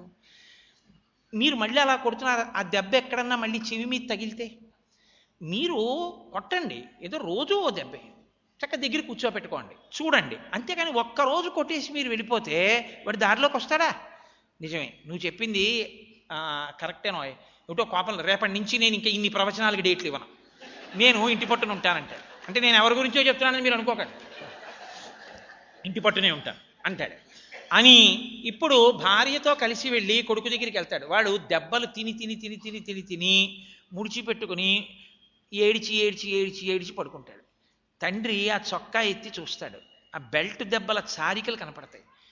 ఇంత పర్వత గంభీరం ఉన్నటువంటి పురుషుడు కంట్లున వెంట బొట్ట నీళ్లు పడి, నానా నిన్నింత దెబ్బలు కొట్టానా అని, రేపటి నుంచి వీడి సంగతి నేను చూసుకుంటానే, జాగ్రత్తగా చదివిస్తానంటాడు. ఆవిడ ఏం చేసింది? శివుణ్ణి రుద్రుణ్ణి చేసింది, రుద్రుణ్ణి శివుణ్ణి చేసింది. లోకానికి మందేయించింది, పిల్లాన్ని సక్రమమైన మార్గంలో పెట్టించింది. అమ్మవారు చేసే పని ఎప్పుడు అంతే. శివా విశ్వస్య భేషజీ, శివా రుద్రస్య భేషజీ. ఆవిడ రుద్రుణ్ణి శివుణ్ణి చేస్తుంది, శివుణ్ణి రుద్రుణ్ణి చేస్తుంది. అలా ఎందుకు చేస్తూ ఉంటుంది? లోకం యొక్క బాగు కోసం చేస్తూ ఉంటుంది. మీరు చూడండి, దక్షయజ్ఞం చేస్తున్నారు. అప్పటికి వాజపేయం చేసేశాడు దక్ష ప్రజాపతి. ఎలా? ఈశ్వరుడికి హవిస్సు లేకుండా. ఎందుకు ఆ కోపం? ఆయన సభకెడితే పరమశివుడు లేచి నిలబడలేదు. అది ఆయన కోపం. ఏమైనా అర్థం ఉందా? పార్వతీదేవి ఆయనకి కూతురా, పార్వతీదేవి తనకి కూతురుగా పుట్టడం వల్ల తరిస్తానని ఆయన తపిస్తే కూతురుగా వచ్చిందా? తపిస్తే కూతురుగా వచ్చింది. దక్షుడికి కూతురై దాక్షాయణి అని పేరెట్టుకుని దక్షుడికి వైభవాన్ని ఇచ్చింది. అందువల్ల అల్లుడయ్యాడేమో కానీ ఆవిడ అనుగ్రహించాలనుకున్నప్పుడల్లా కూతురు అవుతుంది. కాత్యాయన మహర్షిని అనుగ్రహించాలనుకుంది కాత్యాయన అయింది, దక్షుణ్ణి అనుగ్రహించాలనుకుంది దాక్షాయణ అయింది, హిమవంతుడిని అనుగ్రహించాలనుకుంది హైమవత అయింది. ఆవిడ కూతురుగా ఎంతమందికైనా వస్తుంది భక్తి కలిగిన వాళ్ళకి. భర్త మాత్రం ఎన్ని జన్మలెత్తినా ఒకటే, అది ఆవిడ పాతివ్రత్యం. ఆవిడ ఏ రూపం తీసుకోనివ్వండి, భర్త మాత్రం పరమేశ్వరుడే. అందుకే శంకర భగవత్పాదులు శివే శృంగారార్ధ్ర తదితర జనే కుచ్చనపరా అంటారు. ఆవిడ అంతటి మహాపతివ్రత. అటువంటి తల్లి దక్ష ప్రజాపతి తనకి భర్త కాబట్టి అల్లుడైపోయాడు అనుకున్నాడంతే ఈ వెర్రివాడు. ఇంత జ్ఞానం పకైపోయింది, అహంకారం పెరిగిపోయి తను వస్తే ఆయన లేవలేదని కోపడ్డాడు. అనయము లుప్త క్రియాకలాపుండు, మానహీనుండు, మర్యాద లేనివాడు, ఉన్మత్త చెరుండు, ఉగ్రభూత ప్రేత పిశాచయుక్తుడు అని అనకూడని మాటలన్నీ పరమేశ్వరుణ్ణి అనేశాడు. అనేసి ఆయన ఏమీ మాట్లాడలేదు. తనింత కోపడినా ఆయన మాట్లాడలేదు. ఇంకో కోపం, ఆయన్ని రెచ్చగొట్టాలనుకున్నాడు. అనుకుని ఈశ్వరుడికి హవిస్సులో భాగం లేని యాగం మొదలుపెట్టాడు. అందరూ వెడుతున్నారు. ఇప్పుడు ఈ వెర్రి వ్యాప్తి చెందుతోంది. ఆ యాగానికి అందరూ వెళ్ళడం మొదలుపెట్టారు.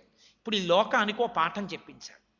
కాబట్టి ఆవిడంత అమాయకురాలు, భర్త వద్దంటే వెళ్ళేటటువంటి స్థితి ఉన్నది కాదు పార్వతీదేవి. ఆవిడ శివా రుద్రస్య భేషజీ విశ్వస్య భేషజీ. ఆవిడ ఏమీ తెలియని దానిలో వెళ్ళంది. ఆ యజ్ఞము కనుగొనగా ఈ వివిధ గుణంబులద్ది ఏగెదరదిగో దేవా మనమిప్పుడు అచటికి పోవలనని కోరిక నాకు పుట్టెడు నభవా. మా నాన్నగారు యజ్ఞం చేస్తున్నారయ్యా, అదిగో దేవతలు ఋషులు అందరు విమానాల్లో వెడుతున్నారు, నాకు వెడదామనుంది పరమేశ్వర, అందుకని వెడదాం. ఒకవేళ వెడితే ఏమవుతుందంటావేమో, అంతమంది చెల్లెళ్ళింటికి వెళ్ళడం అనేటటువంటిది కష్టం కదా అస్తమానం. నాన్నగారింట్లో ఉత్సవానికి వెడితే నా అక్క చెల్లెళ్ళందరూ కూడా వాళ్ళ భర్తలతో వస్తారు, ఒక్కసారి అక్కడ చూసి చేయొచ్చు. ఎంత లౌకికంగా మాట్లాడిందోనండి ఆవిడ. కాబట్టి మనం కలిసి వెడదాం. మా నాన్నగారు పిలవలేదు కదా, పిలవకుండా ఎలా వెడదామంటావేమో శివ. ధర్మం అన్న మాటకి నువ్వేగా నిర్వచనం, నీకు తెలియని ధర్మం లేదుగా. అనయము పిలువక యుండన్ చన అనుచితమందువేని జనక గురు సుహృత్ జననాయక గేహములకు చనుచుందురు పిలువకున్న సజ్జనులధిప. 4 ఇళ్లకి పిలుపు లేకుండా వెళ్ళవచ్చు అని ధర్మశాస్త్రం చెప్తోంది. తండ్రి గారింటికి పెళ్ళైన ఆడపిల్లకి పిలుపు ఉండక్కర్లేదు. ఎందుకని అంటే చతుర్థీ విభక్తి వేసి దానం చెయ్యలేదు కన్యాదానమే. ఆ పిల్లని చతుర్థీ విభక్తి వేసి ఇచ్చేయలేదు. అందుకని ఆ పిల్లకి ఆ ఇంట్లో స్థానం ఉంది, 2 వంశాలని ఉద్ధరించగలదు. అందుకే ఆడపిల్ల.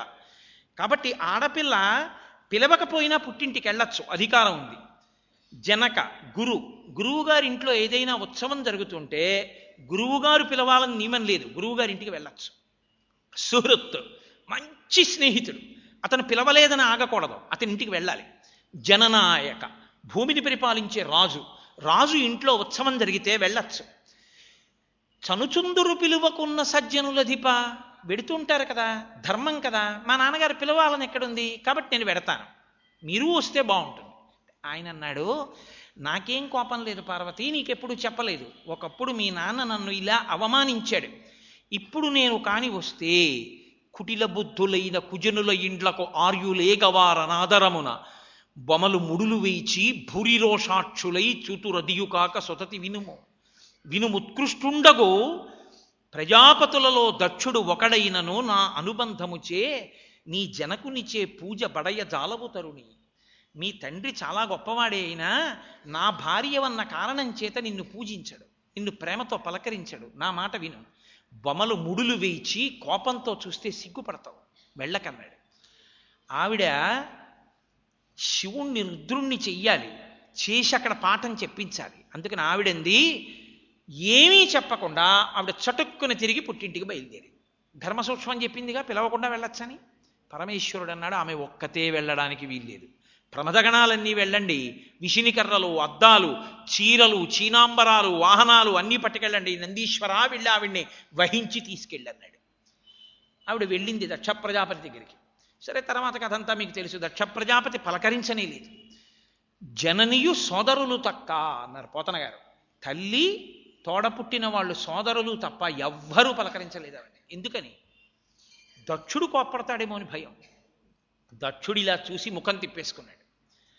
ఆవిడ వెళ్ళి నిలబడి అడిగింది, ఏరా, నీకు పరమశివుడు పనికి రాలేదు, పరమశివుడికి హవిస్సు లేని యాగం చేస్తున్నావు, శివుడంటే అంత చేతకానివాడు అనుకుంటున్నావా? ఆయన మహానుభావుడు. ఆయన ఆ పాద సరోజములకు అంటుకున్నటువంటి ఆ ధూళికణాల్ని సమ్మతి దాల్సరే మస్తకంబులను సరస్వతీ భర్త అయిన చతుర్ముఖ బ్రహ్మగారు కిరీటాల మీద చల్లుకుంటాడు. నీకు తెలీదా? అటువంటి వాణ్ణి పట్టుకొని ఆయన అలాంటివాడు ఇలాంటివాడు అని ఆయన్ని నింద చేసి ఆయన్ని యాగానికి పిలవడం మనిషవా? భవో నహో ద్వేష్టి శివం శివేతరహ అని అడిగింది ఆవిడ. పరమేశ్వరుణ్ణి నింద చేసిన చోట, శివుణ్ణి వద్దు అన్న చోట శివం ఎలా కలుగుతుందిరా? మంగళం ఎలా కలుగుతుంది? కాబట్టి మంగళం కలగదు, నీకు అమంగళం కలుగుతుంది అని, నేను ఈ శరీరంతో ఉంటే పరమేశ్వరుడు నన్ను ఎడమ తొడ మీద కూర్చోపెట్టుకుని పరమ ప్రేమతో, ఆయనకి కాపట్యం తెలియదు, ఆయన దాక్షాయణి అంటాడు, నా ఒంటి మీద తేళ్లు జెర్రీలు పాకినట్టుంటాయి, నిన్ను అనుగ్రహించడానికి నీకు కూతురుగా వస్తే నా భర్తను అవమానిస్తావా? నా భర్తని అవమానించిన చోట, నా భర్త అవమానించిన వాడి కూతురుగా ఆ పేరుతో ఇంక నేను ఉండను. జనుడు అజ్ఞానమునన్ భుజించిన జుగుప్సంబైన ఎన్నంబు సయ్యన వెళ్ళించి పవిత్రుడైన గతి, ఆ ఎనగు నిందించిన నీ తనూభవయనంగా నోర్వ, ఈ హేయభాజనమైన ఈ శరీరమును విడిచి భాస్వచ్యుద్ధి ప్రాపించదన్ అంది. ఇక ఈ శరీరంతో నేను ఈ లోకంలో తిరగను. తిరిగితే దక్షుడి కూతురు దాక్షాయణి అంటారు, నువ్వు నా భర్తను అవమానించావు, నా భర్తని అవమానించిన చోట ఇక మంగళం అన్నది జరగడానికి వీల్లేదు, ఇక ఈ శరీరంతో నేను ఉండను, ఇక దాక్షాయణి అన్న పేరుతో నేను పలకను. కాబట్టి ఇప్పుడే యోగాగ్నిలో ఈ శరీరం వదిలేస్తున్నానని ఆవిడ యోగాగ్ని రగిల్చి ఒక్కసారి ఆ అగ్నిహోత్రంలో బూది కుప్పై పడిపోయింది. ఇప్పటి వరకు శివుడు పరమశివుడు, ఆయన ఏమీ మాట్లాడలేదు, అలాగే కూర్చున్నాడు. పోన్లే అజ్ఞానం ఏదో దక్షుడు అన్నాడని. ఇక్కడ ప్రమదగణాల్ని భృగువు ఆభిచారిక హోమం చేసి తరిమి కొట్టాడు. నారదుడు వెళ్ళి చెప్పాడు పరమశివుడికి, పార్వతీదేవి శరీరాన్ని విడిచిపెట్టేసింది. పార్వతీదేవి కాదు, ఆవిడ దాక్షాయిణిగా శరీరాన్ని విడిచిపెట్టేసింది, దక్షుడు అవమానించాడయా అన్నాడు. ఈ మాట వింటే శివుడు రుద్రుడయ్యాడు. అర్జునుడుగ్రుడు నీలకంఠుడిప దైత్యారాతి దష్టోష్టుడై ఆజ్యద్భూరి మృగేంద్ర రోషమున భీమ ప్రక్రియన్ నవ్వుచున్ విద్యుద్వహ్ని శిఖా సముచ్చయ రుచిన్ వెల్గొందు చెంచజటన్ సద్య క్రోధముతోడ పూంచి వైచన్ క్షమాచక్ర మధ్యంబున. ఆ జటలో ఉన్నటువంటి ఒక జటని ఆ జటాజూటంలోంచి పీకి మహారుద్రుడై సింహం గర్జన చేసినట్టుగా గర్జించి ఒక్క గంతు గింతి ఆ జటని తీసి భూచక్రం మధ్యలో వేసి కొట్టాడు. అంతే. ఆయన రుద్రుడవగానే అభ్రంలిహాదభ్ర విభ్రమ బ్రభ్రమ కృణీల దీర్ఘ శరీరమమర ప్రజ్వల జ్వలన దీప్త జ్వాలికాజాల జజ్వల్యమాన కేశములు మెరయ జండ దిగ్వేదండ శుంఠాపదోర్దండ సహస్రద్యుతి హేతి సంఘమొప్ప వీక్షణద్యుతిలోకలో వీక్షణత్రయలోక వీక్షణద్యుతిలోక నీక్షణగతి దుర్నిరీక్షమగుచు గ్రకచ కఠిన కరాళ దంస్ట్రలు విలుంగ ఘన కపాలాస్తి మలికలు దనర లోక భీకరుండగుచు వీరభద్రుడు దయించే మారట రుద్రుడగుచు. ఒక్కసారి పెద్ద జ్వాలలు వెలుగుతున్న వెలుగులు లాంటి కేశాలతో భూమ్యాకాశములు కలిసిపోయేటట్టుగా ఒక భయంకరమైన రూపం ఒకటి ఉద్భవించింది. అంతే. ఆయన పరమేశ్వరుడికి మొక్కి వెంటనే దక్షయజ్ఞ ధ్వంసం చేసేయి అన్నాడు. అంతే. ఆ పట్టిసం పట్టుకుని వెళ్ళిపోయాడు. దక్షయజ్ఞాన్నంతటినీ ధ్వంసం చేస్తే దక్షయజ్ఞంలో యజ్ఞ రూపంలో ఉన్నది ఆ యజ్ఞము లేడి రూపాన్ని దాల్చి లేచి పారిపోయింది. దక్ష ప్రజాపతి ఒంటి మీద కూర్చుని కత్తులతో పొడి చేసిన మంత్రపూతమవడం వల్ల మరణించకపోతే తలకాయని ఇలా చుట్టేసి పీకేసి హోమగుండంలో బారేశాడు. ప్రమథగణాలు మూత్ర విసర్జన చేసేసాయి హోమగుండాల్లో. దక్షయజ్ఞానికి వెళ్ళిన వాళ్ళందరికీ వీపులు పగిలిపోయాయి. దేవతలకి ఏడుస్తూ దేవతలందరూ పారిపోయారు. ఆవిడ శివుణ్ణి రుద్రుణ్ణి చేసింది. అప్పుడు వెళ్ళి చతుర్ముఖ బ్రహ్మగారి దగ్గరికి వెళ్ళారు. ఆయన అన్నాడు, మీకు బుద్ధి ఉందిరా, ఆయన జోలికా పెడతారు? పరమేశ్వరుణ్ణి పరమేశ్వరుడిగా ఉంచండి. పరమశివుణ్ణి రుద్రుణ్ణి చేశారు. అర్థమైందా దాని ఫలితం ఎలా ఉంటుందో? కానీ ఆయన ఎప్పుడూ పరమశివుడే. వెళ్ళి క్షమార్పణ చెప్పండి, ఉదారుడు. అందుకే సదాశివ అని పేరు. ఉగ్రహ సదాశివ. ఆయన కోపంగా ఉన్నట్టుంటాడు, కానీ ఆయన సదాశివుడే. ఎప్పుడే పాపాన్ని పోగొడతాడు తప్ప, మీరు చేసిన దోషాన్ని నిర్మూలిస్తాడు తప్ప, ఆయన అదే కడుపులో పెట్టుకుని పాడు చేసేటటువంటి వాడు కాదు. తండ్రితనం మహానుభావుడిది. కాబట్టి ఆయన దగ్గరికి వెళ్ళి స్తోత్రం చేశారు. ఆయన నిర్మలంగా మౌనవ్యాఖ్య ప్రకటిత పరబ్రహ్మతత్వం యువానం వర్షిష్టాంతే వసదృశిగణైరవృతం బ్రహ్మనిష్టై ఆచార్యేంద్రం కరకలిత చిన్ముద్రమానందరూపం స్వాత్మారామం ముదితవదనం దక్షిణామూర్తిమీడే. ఆయన ఓ వటవృక్షం కింద సనకసనందనాదులకి మౌనముద్రతో ఆ చిన్ముద్ర పట్టి జ్ఞానబోధ చేస్తూ హాయిగా మంగళప్రదంగా ప్రసన్నమూర్తిగా కూర్చునున్నాడు. ఇప్పుడు వెళ్ళి ఆయన దగ్గర పడి ఏడిచారు. ఎవరెవరికి ఏ బాధలు కలిగాయో వాళ్ళందరికీ ఉపశాంతినిచ్చాడు. భగుడు అన్న ఆయనకి కళ్ళు పీకేశాడు నందీశ్వరుడు. మళ్ళీ దర్భరూపంలో కళ్ళిచ్చాడు. పూష అనబడేటటువంటి ఆ ద్వాదశాదిత్యుల్లో సూర్యుడికి పళ్ళు పీకేశాడు. చండీశ్వరుడు ధనస్సు పెట్టి కొడితే పళ్ళన్నీ రాలిపోయాయి. బహుశా 132 పళ్ళు రాలిపోతాయన్న సామెత అప్పుడే పుట్టిందేమో. చండీశ్వరుడు ధనస్సు పెట్టి కొడితే పళ్ళన్నీ పడిపోతే తినడానికి ఆయనకి శక్తి లేకపోతే అప్పుడు మళ్ళీ శివుడు వరం ఇచ్చాడు. యజమానుల దంతములతో నువ్వు పిండి పదార్థములు తింటావు, పాయసం తింటావు. అలా ఎవరెవరికి ఏ ఇబ్బంది కలిగిందో ఆ ఇబ్బందులన్నీ తొలగించాడు. తొలగించి దక్ష ప్రజాపతికి గొర్రె తలకాయ పెట్టి మళ్ళీ జీవం పోశాడు. పోసి యజ్ఞం మధ్యలో ఆగిపోకూడదు కాబట్టి వెళ్ళి నువ్వు యజ్ఞం పూర్తి చేయమన్నాడు. తాను మంగళమూర్తి అయి అలాగే కూర్చునుండిపోయాడు. కూర్చునుండిపోయి మళ్ళీ లోకోపకారం చేసి లోకాన్నంతటినీ దిద్దితే అప్పుడు దక్ష ప్రజాపతితో సహా అందరూ ఆయన కాళ్ళ మీద పడి నమస్కారం చేసి, అయ్యా మాకు బుద్ధొచ్చింది, ఇంకెప్పుడూ మేము ఇటువంటి పనులు చేయమన్నారు. కాబట్టి ఆవిడ మళ్ళీ తారకాసుర సంహారం జరగవలసి వచ్చింది. అందుకని ఆవిడ పార్వతీదేవిగా వచ్చింది. మళ్ళీ పార్వతీదేవిగా వచ్చిన ఆవిడ సనత్కుమారుడికి ఇచ్చినటువంటి వరం మేరకు సుబ్రహ్మణ్యేశ్వర స్వామి ఒక్క పరమశివుడికే కొడుకుగా రావాలి. కాబట్టి ఆయనతో కలిసి 1000 దివ్య సంవత్సరములు క్రీడించిన తరువాత కూడా తనకి కుమారుడు కలగకుండా ఆయన యొక్క వీర్యాన్ని భూదేవి గ్రహించిన ఆ తల్లి మిన్నకుండి గంగకి కొడుకు పుడితే తన కొడుకే అని సరిపెట్టుకుంది. ఆవిడ లోకాల్ని మళ్ళీ కాపాడుతుంటుంది. ఆ తల్లే శివుణ్ణి రుద్రుణ్ణి చేస్తుంది. ఆ తల్లే మళ్ళీ శివుడి చేత లోకాల్ని రక్షింపజేస్తుంది. లోకాలకన్నిటికీ ఆపదొచ్చింది. శని కైలాసముజొచ్చి శంకర నివాసద్వారముంజేరి ఈశుని దొవ్వారికొలట్టు పడ్డ తలమంచుందొచ్చి ఆయన దగ్గరికి వెళ్ళి ప్రార్థన చేశారు. అంతే. మళ్ళీ ఆవిడే పుచ్చేసుకోవాయా హాలాహలం అని ఆవిడ శివుణ్ణి రుద్రుణ్ణి, రుద్రుణ్ణి శివుణ్ణి చేసి విశ్వానికి పాఠం చెప్పించి విశ్వాన్ని నడిపిస్తుంటుంది. పిల్లల్ని తల్లి తండ్రిని కోపం తెప్పించి కొట్టించి అడ్డుపడి పిల్లాడి వృద్ధిలోకి వచ్చేటట్టుగా చూసిన కన్న తల్లిలా పార్వతీ పరమేశ్వరులు తల్లిదండ్రులుగా ఈ లోకాన్ని ఓ దెబ్బ కొడుతూ ఉంటారు, మళ్ళీ రక్షిస్తూ ఉంటారు. దీని యొక్క తత్వము శాశ్వత రక్షకత్వమును తల్లిదండ్రులుగా వాళ్ళు వహిస్తారని చెప్పడం అశనంగరళం. ఈశ్వర మీరు అందుకని హలాహలం తింటున్నారు. ఇది శంకరాచార్యుల వారి ప్రతిపాదన తప్ప కేవలం హలాహలం తింటున్నారని చెప్పడానికి శంకరాచార్యుల వారి శివానంద లహరిలో శ్లోకం చేయక్కర్లేదు. ఇది ఆయన వాళ్ళిద్దరి యొక్క జగత పితర ఆ భావన పుచ్చుకుని కదండి కాళిదాస మహాకవి చేశాడు. వాళ్ళు లోకమునకు తల్లిదండ్రులయ్యా, వాళ్ళు ఎప్పుడూ నీ రక్షణ గురించి ఆలోచిస్తూ ఉంటారు. వాళ్ళు కొట్టే దెబ్బ కూడా నిన్ను ఉద్ధరించడానికే తప్ప కోపంతో చేసేటటువంటిది కాదు సుమా. ఇది చెప్పడానికి అశనం గరళం కాదు. అసలు ఇంకా తాత్విక విషయం ఏమిటో తెలుసా అండి?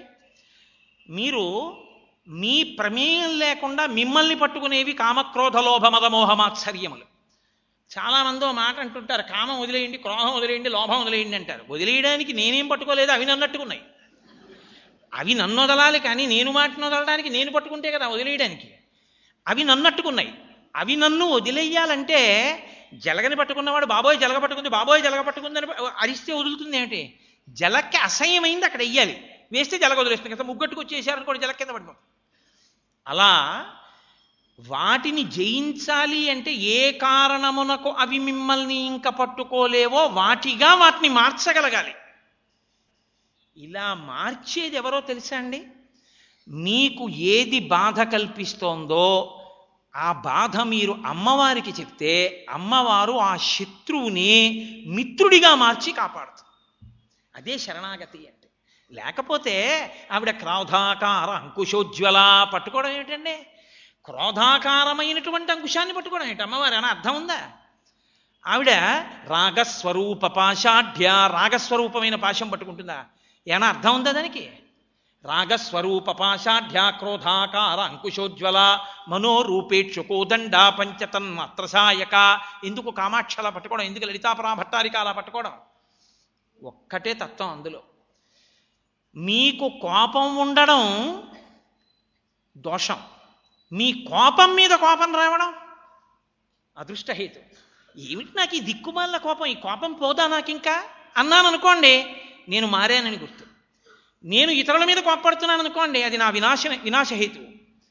నా కోపం మీద కోపం రావడం ఆవిడ అనుగ్రహం కలిగిందని గుర్తు. నేను లోకంలో అన్నిటి పట్ల కామం కలిగి ఉండడం నా వినాశహేతు. నాకు ఈశ్వరుడు దొరకాలని నా కామం ఈశ్వరకామంగా మారడం నా అభ్యున్నతి హేతు. ఆవిడ భక్తి పాశాలు వేసి దగ్గరికి లాగుతుంది, లాగి పరమేశ్వరుణ్ణి అందిస్తుంది. ఎప్పుడు? నిజాయితీతో మీరు ఒక మాట చెప్పగలగాలి. మీకు అమ్మవారు ఏదిచ్చిందో అది మీకు శత్రువై మిమ్మల్ని బాధ పెడుతోందమ్మా, నేను తట్టుకోలేకపోతున్నానని చెప్పాలి. దానికి శరణాగతని పేరు. మీరు చూడండి, నేను మీకు ఒక తేలిక ఉదాహరణ చెప్పాలి అంటే, ఒక రాజుగారు యుద్ధభూమిలో ఉన్నాడు, యుద్ధం చేస్తున్నాడు. ఒక సైనికుడిని దగ్గరికి పిలిచి, ఇవాళ రాత్రి నువ్వు నన్ను కలుసుకో 11 గంటలకన్నా. ఏమిటి కలుసుకోను? మీ దగ్గర సేనాపతులు, దండనాథులు, మంత్రులు ఇంతమంది రాత్రి మీతో మాట్లాడడానికి మీ శిబిరం దగ్గర నిలబడి ఉంటారు. సామాన్య సిపాయిని నన్నెవరు పంపిస్తారు మీ దగ్గరికి? రాజు వెంటనే, అయితే ఇదిగో ఇది దగ్గర పెట్టుకుని నువ్వు నన్ను కలవాలని అడక్కో, నా శిబిరం దగ్గర అలా తిరుగుతుండు, వాళ్ళే తీసుకొస్తారు. ఏమిటదని చూశాడు. శత్రురాజు గారు ఉంగరం. అమ్మబాబాయ్ మహారాజా, ఇది నా దగ్గర ఉంటే ప్రమాదం, ఉంచుకో. రాత్రి బయట అది చేత్తో పట్టుకుని అలా తిరుగుతూ ఉంటాడు. రాత్రి 11:15 అయింది. అది చేత్తో పట్టుకుని అలా చుట్టూ తిరుగుతున్నాడు. నీకేం పని, ఇక్కడ ఎందుకు తిరుగుతున్నావు అని గబగబా వచ్చి పట్టుకున్నారు.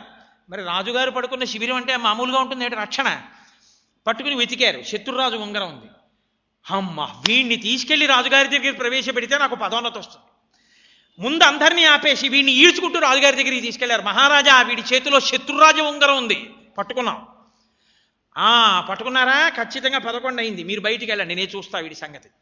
ఏరా 11ంటికి రాలేనన్నావు, చూసావా ఉంగరం నిన్ను తీసుకొచ్చేసిందా లేదా నా దగ్గరికి? ఏ కామము, ఏ క్రోధము మిమ్మల్ని బాధ పెడుతున్నాయో ఆ కామము, క్రోధము నన్ను నేను నిగ్రహించుకోలేక వాటికి నేను పడిపోతున్నానమ్మా అని మీరు అమ్మవారికి చెప్తే, అమ్మవారు కామాన్ని ఈశ్వర కామంగా, క్రోధాన్ని క్రోధం మీద క్రోధంగా మార్చి మీకు ఉన్న అనురాగ పాశములను తీసి భక్తి పాశములను వేసి మీ పాదముల దగ్గరికి ఈడ్చి భక్తితో కూడిన కర్మాచరణము వలన జ్ఞానమిచ్చి జ్ఞానము వలన పరమశివుల్లో కలిపేస్తుంది ఆవిడ. ఈ కలపగలిగిన తత్వమునందు మీరు ముందు హాలాహలాన్ని అనుభవించవలసిందే. ఒక్కసారిలా కూర్చునేటప్పటికీ వెంటనే మోక్షానికి ఎవడు వెళ్ళడు. కట్టు మీద కట్టు పడవలసిందే. సనాతన ధర్మంలో అందుకే పట్టు విడుపు అంటారు. కట్టు మీద కట్టు వేస్తూనే ఉంటారు. బ్రహ్మచర్యము ఓ కట్టు వేసి గురువుగారి దగ్గర పెడతారు. అహంకారం ప్రబలకుండా 4 ఇళ్ల ముందుకు వెళ్ళి భిక్షాటన చేసి తెచ్చుకో, గురుపత్ని పెట్టింది తినో, రుచి చూడవద్దు. కింద కూర్చుని గురువుగారి దగ్గర చదువుకుంటాడు. ఎంత గురువుగారి దగ్గర చదువుకుని పెరిగి పెద్దవాడైనా ఒక వయసు వచ్చిన తరువాత శరీరమునందు మనసులో కామము పటమరిస్తుంది. ఇప్పుడు బ్రహ్మచర్యం అన్న కట్టు మీద ఇంకొక కట్టు గట్టిగా వేస్తారు. ఈ కట్టు జారిపోతుంది, బ్రహ్మచర్యం కట్టు.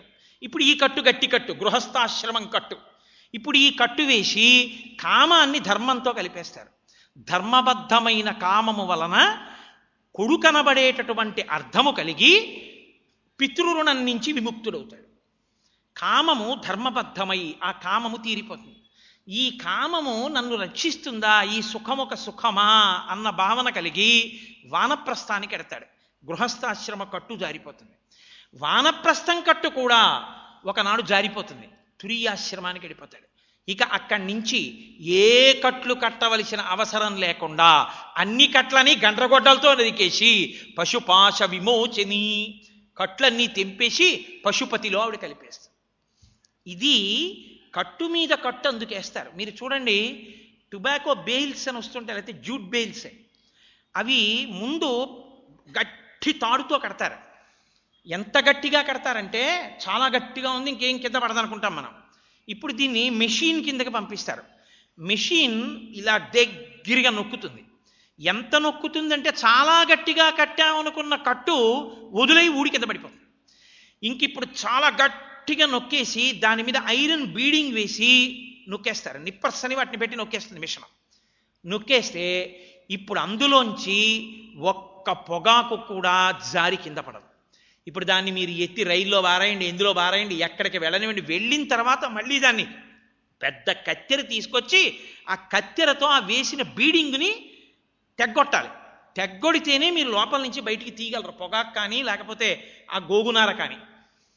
ఒక కట్టు వేసినప్పుడు ఒక కట్టె ఎలా జారిపోయిందో అలా బ్రహ్మచర్యం అన్న కట్టు మీద గృహస్థాశ్రమం అన్న కట్టు, దాని మీద వానప్రస్థం అన్న కట్టు, దాని మీద తురీయం అన్న కట్టు వేసి కట్టు మీద కట్టుతో కట్లు జార్చి ఆఖర్న చిరంజీవన్నేవ క్షపిత పశు పాశవ్యతికరహ అంటారు శంకర భగవత్పాదులు సౌందర్యలహరి చెట్టు చివరిలో.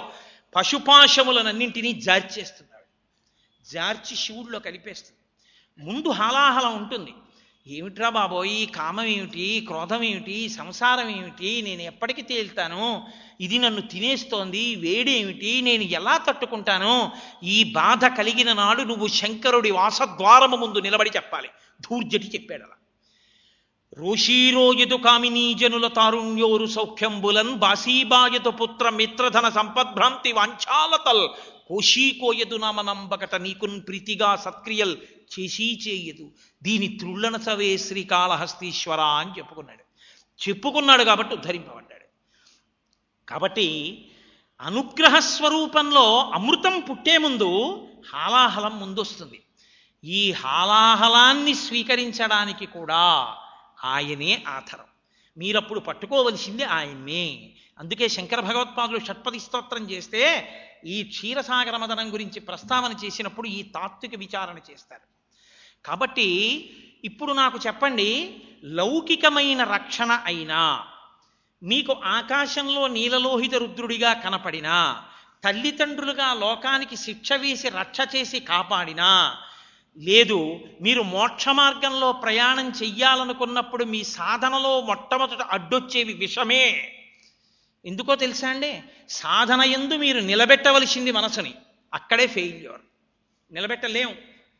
అయ్యి బాబోయ్ అసలు మనసే నిలబట్టలేదండి అంటాడు. ఏది వద్దంటాడో అదే చేస్తాడు, ఏది చెయ్యంటాడో అది చేయడం తేలిక, వద్దన్నది చేయకుండా ఉండడం కష్టం. దీని నుంచి గట్టెక్కాలంటే ఈ విషం తాగి మీకు అమృతం ఇవ్వగలిగిన వాడు, అప్పుడు మీరు ప్రార్థన చెయ్యవలసింది పరమేశ్వరుణ్ణి. ఆయనే పుచ్చుకోవాలి ఆ హలాహలాన్ని. ఆయన పుచ్చుకుంటేనే మీకు అమృతం వస్తుంది. మృత్యోర్మా అమృతంగమయగా, అప్పుడు మీరు మోక్ష మార్గానికి వెళ్ళగలరు. ఈ తత్వ సంబంధమైన సిద్ధాంతం చెప్పి మళ్ళీ పుట్టవలసిన అవసరం లేని పునరావృత్తి రహిత శాశ్వత శివసాయుధ్య స్థితి అనబడేటటువంటి రక్షణ చెయ్యగలిగిన వాడు ఆయన ఒక్కడే.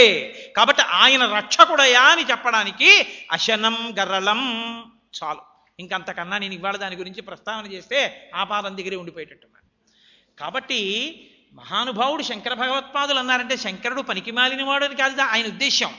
ఈశ్వర మీరు అశనం గర్రలం అందుకని హాలాహలాన్ని పుచ్చుకున్నారు, పుచ్చుకుంటూ ఉంటారు ఎప్పటికీ. ఫణీకలాపో ఆయన మెడలో పెద్ద పెద్ద పాములను భూషణములుగా వేసుకుంటాడు. ఎక్కడ చూడండి నాగేంద్రహారాయ త్రిలోచనాయ అని మనం నాగేంద్రహారములను వేసుకుంటాడు అని చెప్తాం. ఏమైన కర్మ, ఆయనకో పేట బంగారం గొలిసే చేయించేవాడు లేడా, ఆయనకు రుద్రాక్ష మాల వేసేవాడే లేడా, ఆయన ఆభరణాలన్నీ గమ్మత్తుగానే ఉంటాయి. ఆయన మెడలో ఒక పెద్ద పుర్రెలమాల ఒకటి వేలాడుతూ ఉంటుంది. ఏమైన కర్మ, ఎందుకు ఆ పుర్రెలమాల? ఆ పుర్రెలమాల ఏమిటో శంకరాచార్యులు వారు చెప్పారు. బ్రహ్మమస్తకావలీ నిబద్ధతే నమ శివాయ అని. ఈ సృష్టినంతటినీ చెయ్యవలసి వచ్చినప్పుడు ఎవరిలోకి లోకాలన్నీ లయమైపోయాయో ఆ లోకాలన్నీ మళ్ళీ ఆయనలోంచే బయటికి రావాలి. రావాలంటే ముందు ఆయన ఒకరిని సృష్టిస్తాడు, చతుర్ముఖ బ్రహ్మని. నాయనా నేను ఇచ్చిన వేదాన్ని దగ్గర పెట్టుకుని అది ఎలా చెప్పిందో అలా ఈ లోకాలన్నింటినీ సృజించరా అన్నాడు ఆయన. ఆయన లోకాలన్నింటినీ సృజించాడు. అయిపోయింది. మహాప్రళయం చేసినప్పుడు మళ్ళీ అందరూ పడిపోయారు, బ్రహ్మగారు పడిపోయారు. అయ్యో పాపం, నేను సృష్టి చెయ్యమంటే పెద్ద ఆయన 4 తలకాయలు పెట్టుకుని ఇంత సృష్టి చేసినవాడు బొత్తిగా ఈయన తలకాయ కూడా ఇలా భూమి మీద పడిపోయి ఉండడమా అని జాలేసి ఆ 4 తలకాయలు తీసి ఓ తడప కట్టి మెళ్ళ వేసుకున్నాడు. ఇప్పుడు అది ఓ పెద్ద మాలైంది. అంటే ఇంతమంది బ్రహ్మలు వెళ్ళిపోయారు, ఆయన మాత్రం అలాగే ఉన్నాడు. ఆయన కాలాతీతుడు, ఆయన వెళ్ళేవాడు కాడు, ఆయన వెళ్ళిపోతున్న వాటికి సాక్షిగా ఉన్నవాడు. ఇది చెప్పడానికి ఆయన మెళ్ళో పుర్రిలమాల వేసుకుంటాడు. పునుకల పేరు కంఠమన భూరి భుజంగము భూషణంబుగా ననయము భస్మధారణము ఎద్రి నివాసము మేరు విల్లుగా అనువుగ దంతి చర్మమును హస్తములందు కపాల చూలముల్ పడివడిదాల్తు శంకర కృపావరు రూపమును ఆశ్రయించదను. ఆయన మెడలో పాములు ఎందుకు వేసుకోవాలి అంటే పాము అనేకమైన వాటికి సంకేతం. కానీ నేను కొన్నిటిని మాత్రమే ప్రస్తావించగలుగుతాను ఇవాళ. ఎందుకంటే ఇప్పుడు నేను నాగభూషణ అన్న నామాన్ని కాదు వ్యాఖ్యానం చేసేది, శ్లోకాంతర్గత వ్యాఖ్యానం అంతే. పాము మృత్యువునకు సంకేతం. అందుకే మీరు చూడండి, పాముని మీరు చూస్తే పర్వాలేదని, నిన్ను చూడలేదని మీరు బెంగెట్టుకోకుండా ఇంటికేం రారు.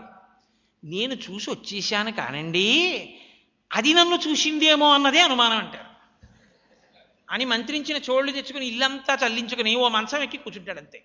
ఎక్కడ బుస్ అన్నా సరే హడిలిపోతాడు. ఏదో రామాయణం అరణ్యకాండలో మారీచుడు చెప్పుకుంటాడు, రకారాదీనామాని రామత్రస్తస్య రావణ రత్నాని చ రథాశ్చైవ విత్రాచ జనయంతిమే అన్నాడు. ఎవరైనా నా దగ్గరికి వచ్చి రా అన్నారనుకోండి, రథం అందామని, రా తర్వాత మా అంటారేమో అని పారిపోతుంటారు. వాళ్ళు రథం అందామని వచ్చారు కానీ రా అంటేనే పారిపోతారు. రత్నం అందామని వస్తే పారిపోతారు. రా అంటే నాకు భయం, తర్వాత మా అంటారేమో అని. నాకంత భయం పట్టుకుందిరా, ఆయన నన్ను మానవాస్త్రం పెట్టి కొట్టినప్పటి నుంచి ఏం చెప్పాడు. అలా పాము వీడిని చూసిందేమోనని వీడికి భయం, అందుకని వీడు మంచం ఎక్కి కూర్చుంటాడు. మృత్యు అంటే భయం లేనివాడు లోకంలో ఎవ్వడూ ఉండడు. నాకేముందండి, పిల్లలందరూ సెటిల్ అయిపోయారు, హాయిగా ఉన్నాను, ఏదో సుఖంగా కృష్ణారామ అనుకుంటున్నాను, సాయంకాలం అలా ప్రవచనం దగ్గరికి రాకూడదు, చీకటి గబుక్కుని పడ్డానంటే పెద్దవాడిని లేనిపోని ఇబ్బంది అంటే. ఏం ఉండిపోతావా వెళ్ళకపోతే? శాశ్వతంగా ఉంటాడా? ఏం ఉండడు, కానీ భయం. ఇది ఎక్కడ పడిపోతుందో, ఈ భయం లేనివాడు లోకంలో ఉండడు. కాబట్టి ఇంత పిరికితనం మృత్యువు గురించే. అందరూ మృత్యువుకి భయపడితే ఆ మృత్యువు ఆయనకు ఆభరణము. ఆయన ఆ మృత్యువేమీ చెయ్యలేదు, అందుకే యముణ్ణి చంపాడే మార్కండేయోపాఖ్యానంలో. కాబట్టి ఆయన మెడలో పావుని వేసుకుంటాడు. కాదు కాదు, పాము యొక్క కదలిక యందు ఒక గమ్మత్తు ఉంటుంది. పాము కదిలినప్పుడు చాలా తక్కువ కాలంలో శరీరం అంతా కదలదు. నేనున్నాననుకోండి, ఇప్పుడు నేను లేచి ఇలా కాళ్ళు కింద పెట్టి లేస్తే నా శరీరం అంతా కదిలిపోతుంది. సాధారణంగా అన్ని ప్రాణులకు అలా కదులుతుంది. ఒక్క పాము మాత్రం చుట్టలు చుట్టుకు పడుకుందనుకోండి, అది తల కదిపి వెళ్ళడం మొదలు పెడితే తోక వెళ్ళాలి అంటే కొంత సమయం పడుతుంది. తల వెళ్ళిపోగానే తోక వెళ్ళిపోదు. ఆ చుట్టలన్నీ అయిపోయిన తర్వాత అది అటు వెళ్ళిపోయిన తర్వాత చిట్ట చివర తోక కదులుతుంది. అది కదిలి వెళ్ళిపోతున్నటువంటి కాలమునకు గుర్తు. ఈ కాలము లోకమునంతటినీ పడగొట్టేస్తుంది. కాలమే గ్రసించేస్తుంది లోకాన్ని. అందుకే కింవానేన ధనేన మాజికరిభి ప్రాప్తేన రాజ్యేన కిం అని శంకర భగవత్పాదులు స్తోత్రం చేస్తూ అన్నీ కాలంలో వెళ్ళిపోతాయి. మాకురు ధనజన యవ్వన గర్వం హరతి నిమేషత్కాల సర్వం మాయామయమిదమకిలం హిత్వా బ్రహ్మపదం త్వం ప్రవిశ విదిత్వా అంటారు. నేనింత యవ్వనంలో ఉన్నాను, కాలం తినేస్తుంది, వృద్ధుడైపోతాడు. నాకింత ఐశ్వర్యం ఉంది, కాలగతిలో దరిద్రుడై ఎక్కడ గొప్పగా బతికాడో అక్కడే బాగా ఎత్తైన గోడల క్రీనీడలో భిక్షాటన చేసి బతుకుతాడు. నేనింత అందగాన్ని, వివరణం అయిపోతుంది. కాలము అన్నిటినీ తినేస్తుంది, ఆఖరికి శరీరాల్ని తినేస్తుంది. అలా తినగలిగినటువంటి కాలమునకు పాము గుర్తు కాదు. ఆ కాలము అన్నిటినీ పడగొడుతుందేమో, ఆ కాలము ఆయన గతి, ఆయన నడక. అందుకనే ఆ కాలము ఆయనకి ఆభరణమై ఉంటుంది. అందరికీ దుఃఖము, పాపము యొక్క ఫలితం వచ్చేటప్పుడు భయంకరంగా ఉంటుంది, భరించలేనంత విషాగ్నిలా ఉంటుంది. కానీ ఆయన మాత్రం, ఆయన్ని నమ్ముకున్నవాడెవడో ఆయన్ని గ్రహాలు కూడా నవగ్రహాలు కూడా ఆయన కవచంగా కట్టు కూర్చుంటాడు శ్రీకాళహస్తిలో. కాబట్టి ఆయనకి పాములు ఆభరణములుగా ఉంటాయి. కాదు కాదు, బాహ్యంలో కూడా ఆయన యథార్థముగా పాములకు ఆశ్రయం ఇచ్చాడు. ఎప్పుడు ఇచ్చాడో తెలుసా అండి? వాసుకి అని చాలా పెద్ద సర్పం అది. ఏదో చాలా పెద్ద పెద్ద పచ్చిమిరపళ్ళు వచ్చాయన్నప్పుడే పచ్చిమిరపళ్ళ పచ్చడి పెట్టుకుంటారు కదండి అందరూ మార్కెట్కి పోయి. అలా వాసుకి చాలా పెద్ద సర్పం, దాన్నే చుట్టారు మందర పర్వతానికి. ఈ వాసుకిని తినాలి అని గరుత్మంతుడికి కోరిక. ఈ వాసుకి ఒకప్పుడు బయటికి వచ్చాడు. బయటికి వచ్చి వెడుతుంటే గరుత్మంతుడు వచ్చి వెంట తరిమాడు. ఆయన గరుత్మంతుడి నుంచి రక్షణ పొందడానికి ఒక గుహలోకి పారిపోయాడు.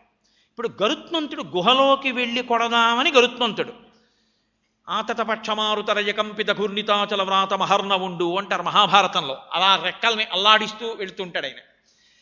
ఎక్కడ తనని చనుకుతాడో అని ఆయన కళ్ళకి సరిగ్గా తను కనపడకుండా ఉండడం కోసమని పడగలు ఎత్తి పడగల మీద ఉండేటటువంటి మణుల యొక్క వెలుగు చేత ఆయనకి కళ్ళు కనపడకుండా చేస్తూ విషాగ్ని జ్వాలలను కక్కుతున్నాడు వాసుకి. ఆయన ఈయన కూడా కశ్యప ప్రజాపతి కొడుకులే. కాబట్టి ఆ గుహ దగ్గరికి కశ్యప ప్రజాపతి వచ్చారు. ఆయన అన్నారు, అన్నదమ్ములు ఇలా కొట్టుకోకూడదు, కాబట్టి గరుత్మంతా నువ్వు వీడిని విడిచిపెట్టు అని ఆయన వేరొక ఆహారం చెప్పి అక్కడికి వెళ్ళమన్నారు. గరుత్మంతుడు అక్కడికి వెళ్ళిపోయాడు. వెళ్ళిపోయినప్పుడు కశ్యప ప్రజాపతి అన్నారు, నువ్వు పరమశివ భక్తుడివి, నువ్వు శివుణ్ణి బాగా ఆరాధన చెయ్యి. పరమశివుడి యొక్క వైభవం ఎటువంటిదో తెలుసా? నిన్ను చంపాలనుకునే గరుత్మంతుడు నీ ముందు కాపలాగా నిలబడతాడు. ఆ స్థితిని తీసుకొస్తాడు శివుడు. శివోపాసన చెయ్యన్నాడు. వాసుకి అదే గుహలో పరమేశ్వరుడు గురించి తపస్సు చేశాడు. శంకరుడు ప్రత్యక్షమయ్యాడు. ఏం కావాలని అడిగాడు. నాకు గరుత్మంతుడి నుంచి భయం ఉందన్నాడు. ఆయన ఉదారుడు శివుడు. ఆయన అన్నాడు, నీకు ఇవ్వాల నుంచి ఆ గరుత్మంతుని వలన భయం లేదు సరికదా, ఇప్పటి వరకు నువ్వు రక్షణ కోసమని వెంపర్లాడుతున్నావు, ఇక నుంచి నీకు లోకములను రక్షించగలిగిన శక్తినిస్తున్నాను. ఎవరు నీ దర్శనం చేస్తారో వాళ్ళకి చర్మ వ్యాధులన్నీ పోతాయి. ఎవరు నీ దర్శనం చేస్తారో వాళ్ళకి సంతానం కలుగుతుంది. ఒకానొకనాడు నిన్ను నా కుమారుడు వచ్చి దర్శనం చేసి నా కుమారుడు కూడా నువ్వున్న చోటే ఉండిపోతాడన్నాడు. కుక్షి అంటే గుహ. ఆది సుబ్రహ్మణ్యము అంటారు. ఆ గుహలో వాసుకి తపస్సు చేశాడు. పరమశివుడు వరం ఇచ్చాడు. తరువాతి కాలంలో సుబ్రహ్మణ్యావతారం వచ్చింది.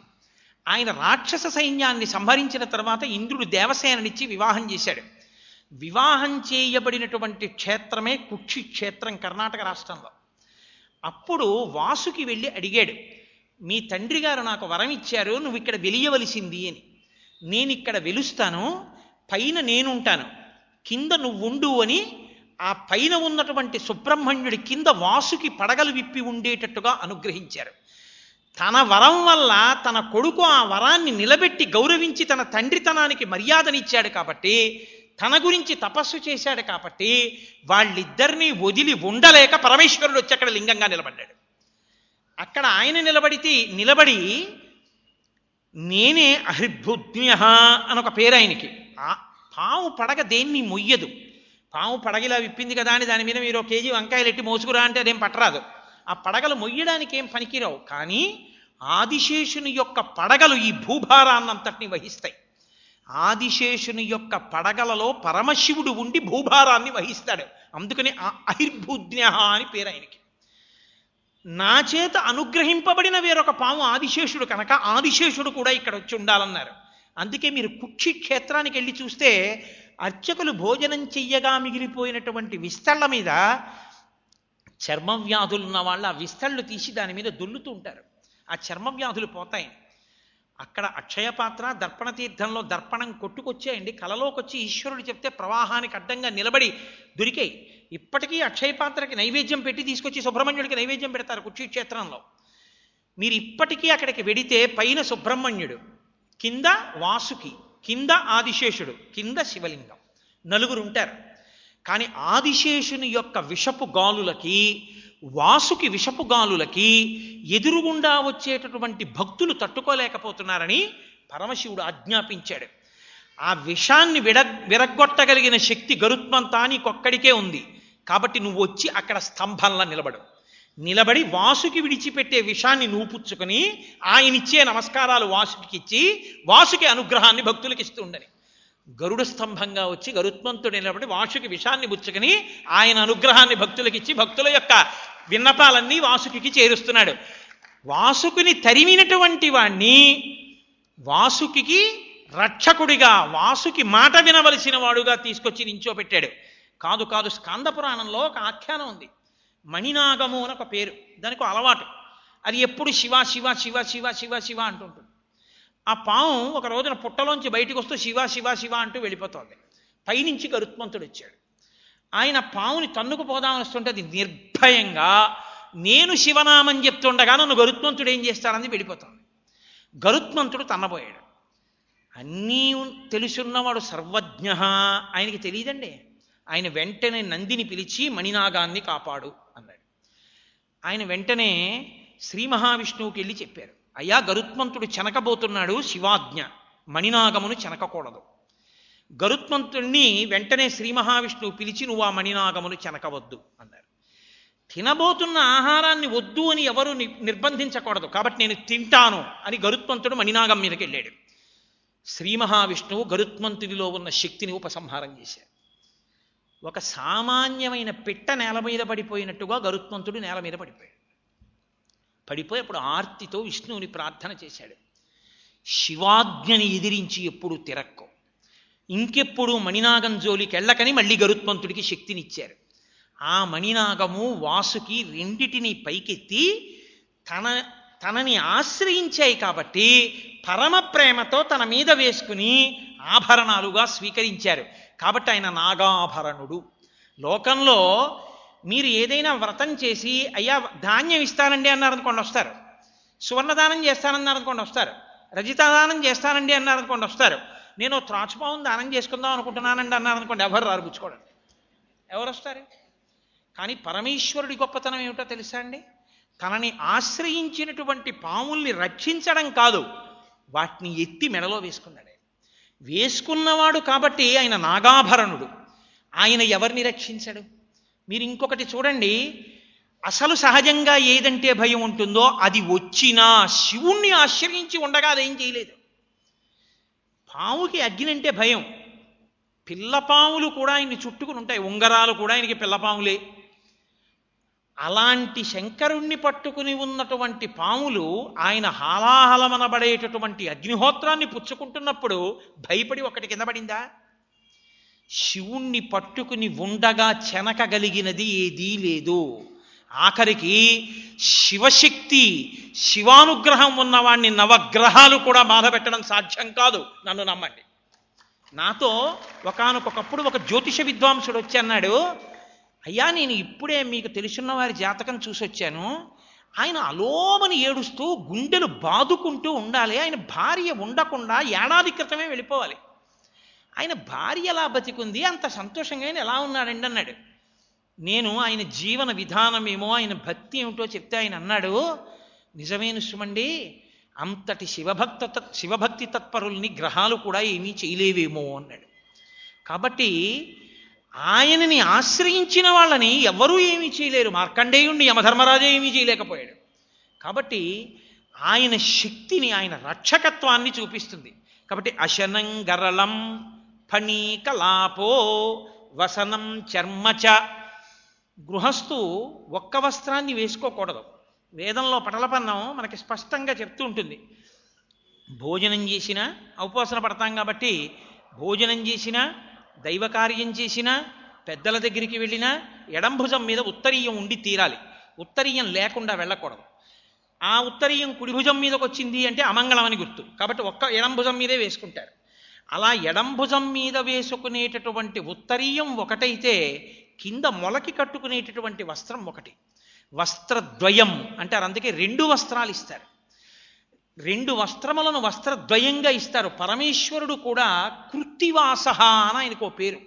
కృత్తివాస అంటే చర్మములను ధరిస్తాడు అని. ఈ కింద చర్మం కట్టుకుంటాడు, ఈ పైన చర్మం వేసుకుంటాడు భుజం మీద. ఈ కింద కట్టుకునేది ఏనుగుతోలు, పైన వేసుకునేది పులితోలు. ఏమైన కర్మ ఇది. కదూ శంకరాచార్యులు వారు నిందాస్థుతిలో ఈశ్వరా నాకెందుక ఏనుగుతోలు అన్నారు. అసలు యథార్థం ఏమిటో తెలుసా అండి? అంటే శంకరులకి తెలియదని నా ఉద్దేశం కాదండో, మహానుభావుడు ఆయన. ఆయన వైభవం, ఆయన స్తోత్రం చేస్తున్నారు మన అర్థం చేసుకోమని. పూర్వం గజాసురుడని ఒక రాక్షసుడు, ఆయన చాలా ఉద్ధతితో ప్రవర్తించాడు. కాశీపట్టణానికి వెళ్ళి చాలా అల్లరి చేశాడు. పరమేశ్వరుడు ఆయనతో యుద్ధం చేసి వీడిని చంపడానికి ఇంత అల్లరి ఏమిట్రా అని త్రిశూలంతో గుచ్చు గుచ్చి అది త్రిశూలాన్ని ఎత్తిలా పట్టుకుని అక్కడ పెట్టుకుని ఆయన హాయిగా జపం చేసుకుంటూ కూర్చున్నాడు. ఇంకా త్రిశూలం మించి కింద పడ్డం ఎలాగో రాలేదు ఆ గజాసురుడికి. ఆయన ఒంట్లో ఉన్న నెత్తురు కొవ్వు అన్నీ కారిపోయాయి. కారిపోయిన తర్వాత ఆయనకు అర్థమైంది, త్రైగుణ్యం శూలమేతస్య, త్రిగుణాతీత స్థితి వస్తుంది ఆ త్రిశూలానికి, అది ఇవ్వగలదు. కాబట్టి ఆయనకి శుద్ధసత్వం ప్రకాశించింది. ఓ ఇటువంటి మహానుభావుడితోట నేను వైరం పెట్టుకున్నదని కొసప్రాణంతో ఉండి సామగానం చేశాడు. ఆయన చాలా సంతోషించి నీకేం కావాలరా అని అడిగాడు పరమశివుడు. ఇంత అల్లరి చేసినవాడు, కాశీపట్టణాన్ని ధ్వంసం చేయబోయాడు ఆ గజాసురుడు. అటువంటి వాణ్ణి నీకేం కావాలన్నాడు. ఆయన అన్నాడు, శివ నేను ఈ శరీరంతో ఇన్ని తప్పు పనులు చేశాను, మీరు అనుగ్రహించి ఈ శరీరం పడిపోయిన తర్వాత దీన్ని పంచభూతాల్లో కలపద్దు, నా తోలు మీరే ఒలుచుకుని మీరు కట్టుకోండి చర్మంగా, మీ శరీరానికి తగిలి నేను పునీతమవుతాను. భవాంగపతితంతోజం పవిత్రమితి పస్పృశు అంటారు మహర్షి రామాయణంలో. పరమశివుడికి తగిలింది కాబట్టి గంగకంత పవిత్రత వచ్చింది. కాబట్టి మీ ఒంటికి తగులుతాను, నన్ను కట్టుకోండి అన్నారు. ఆయన కర్మ, ఆయన కూర్చుని ఆ గజాసురుడి తొక్కంతా పీకి ఆ తోలు కట్టుకున్నారు. కాదు, ఆ పడిపోయిన గజాసురుణ్ణి శివలింగంగా మార్చి కాశీపట్టణంలో తానే శివుడుగా అక్కడ ప్రతిష్ఠ అయ్యారు. తనంత తాను కృత్తివాసేశ్వరలింగం అన్న పేరుతో. కాబట్టి ఇన్ని తప్పులు చేసినా ప్రార్థన చేసిన వాణ్ణి అనుగ్రహించి లోకములన్నీ నీవైన వాడివి చేతకాని వాళ్ళ లేని వాళ్ళ భక్తుణ్ణి అనుగ్రహించడానికి ఆనాటి నుంచి ఈనాటి వరకు ఆ తోలు కట్టుకు తిరుగుతున్నావు శంకర, ఎంత కరుణామయుడవయ్యా. ఇది చెప్పడానికి వసనం చర్మచ కాదు కాదు. ఒకప్పుడు ఆయన బదరికావనంలో తిరుగుతుంటే ఋషులకేదో కోపం వచ్చింది. ఆశ్చర్యంగా ఉంటుంది త్రిగుణాల యొక్క స్థితి. ఆ ఋషులకి కోపం వచ్చి అభిచారిక హోమం చేసి అందులోంచి ఒక పులిని పుట్టించి ఆయన మీదకి విడిచిపెట్టారు. ఈ ఆభిచారిక హోమాలు ఇవి నన్నేం చేస్తాయి, నేను ఖట్వాంగి మంచం కోడు పట్టుకున్నవాణ్ణి, ఇటువంటి విద్యలన్నిటికీ కూడా నేనే అధిపతిని, నాకు తెలియనివేం లేవు, నిషిద్ధ గురువుని లోకంలో సృష్టించింది నేనే అని పరమేశ్వరుడు ఆ పులిని పట్టుకుని దాన్ని చంపి దాని తోలు విలిచి ఉత్తరీయంగా పైన వేసుకున్నాడు. కాబట్టి ఆయనని ఆభిచారిక హోమములు కూడా ఏం చేయలేవు. కాదు కాదు, ఈ రెండిటికి సంకేతాలు.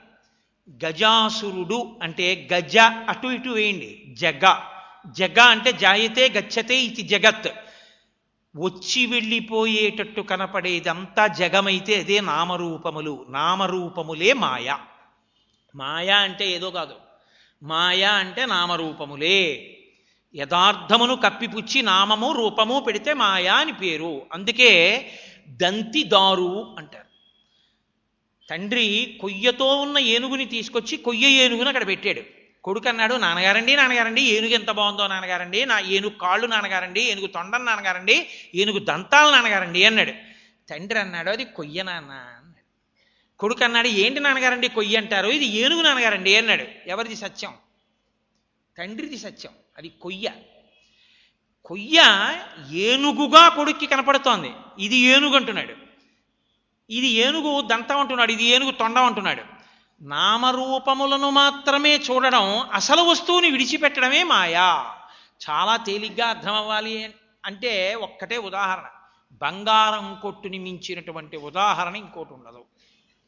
మనందరం మాయకి వశులమై గొలుసు కొనుక్కునేవాడు, కంకణం కొనుక్కునేవాడు, కేయూరం కొనుక్కునేవాడు, వడ్డాణం కొనుక్కునేవాడు, గాజులు కొనుక్కునేవాడు, ఉంగరాలు కొనుక్కునేవాడు, సూత్రాలు కొనుక్కునేవాడు, ఇన్నీ కొనుక్కుంటే అమ్మేటటువంటి షాపు యజమాని మాత్రం ఆయన ఏం చూస్తాడో తెలుసా అండి? గొలుసు కదా అని పొడుగు చూసి అమ్మడాయన. ఆయన సున్నితపుత్రాసులో పెట్టి అందులో బంగారం ఎంత ఉందో దానికి లెక్క కడతాడు.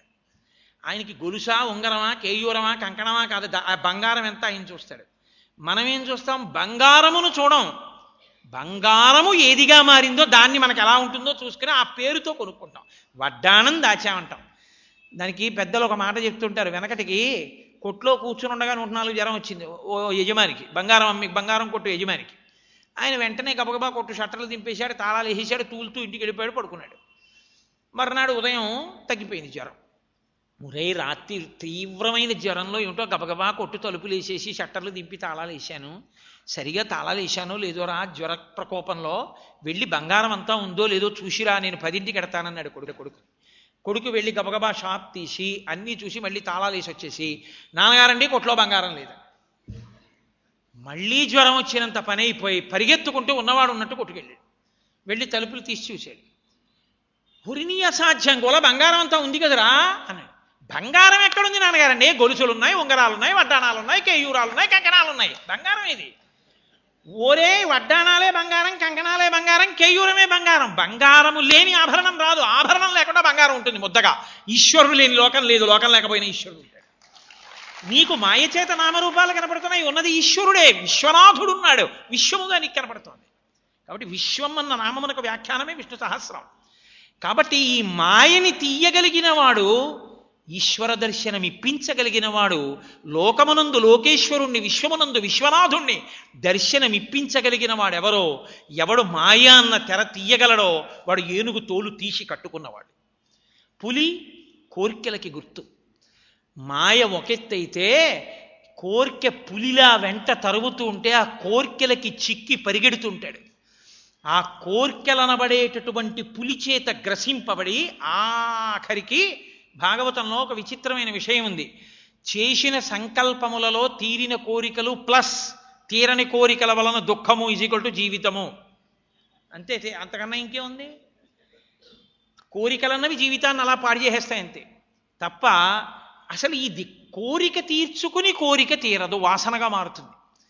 కోరిక పోవడమే ప్రశాంతతకి కారణం. అది నేను చెయ్యగలను, నీకు ఆ శాంతిని ఇవ్వగలనని చెప్పడానికి ఆయన పులిని చంపుతాడు. చంపి పులితోలు ఉత్తరీయంగా వేసుకుంటాడు. కాబట్టి ఈశ్వర, ఇది మీ తాత్విక ప్రతిపాదన. మీరంతటి మహోదారులు, మీరు తప్ప ఎవరు మాకు రక్షకులు, మీరు తప్ప ఎవరిస్తారు ఈ స్థితి?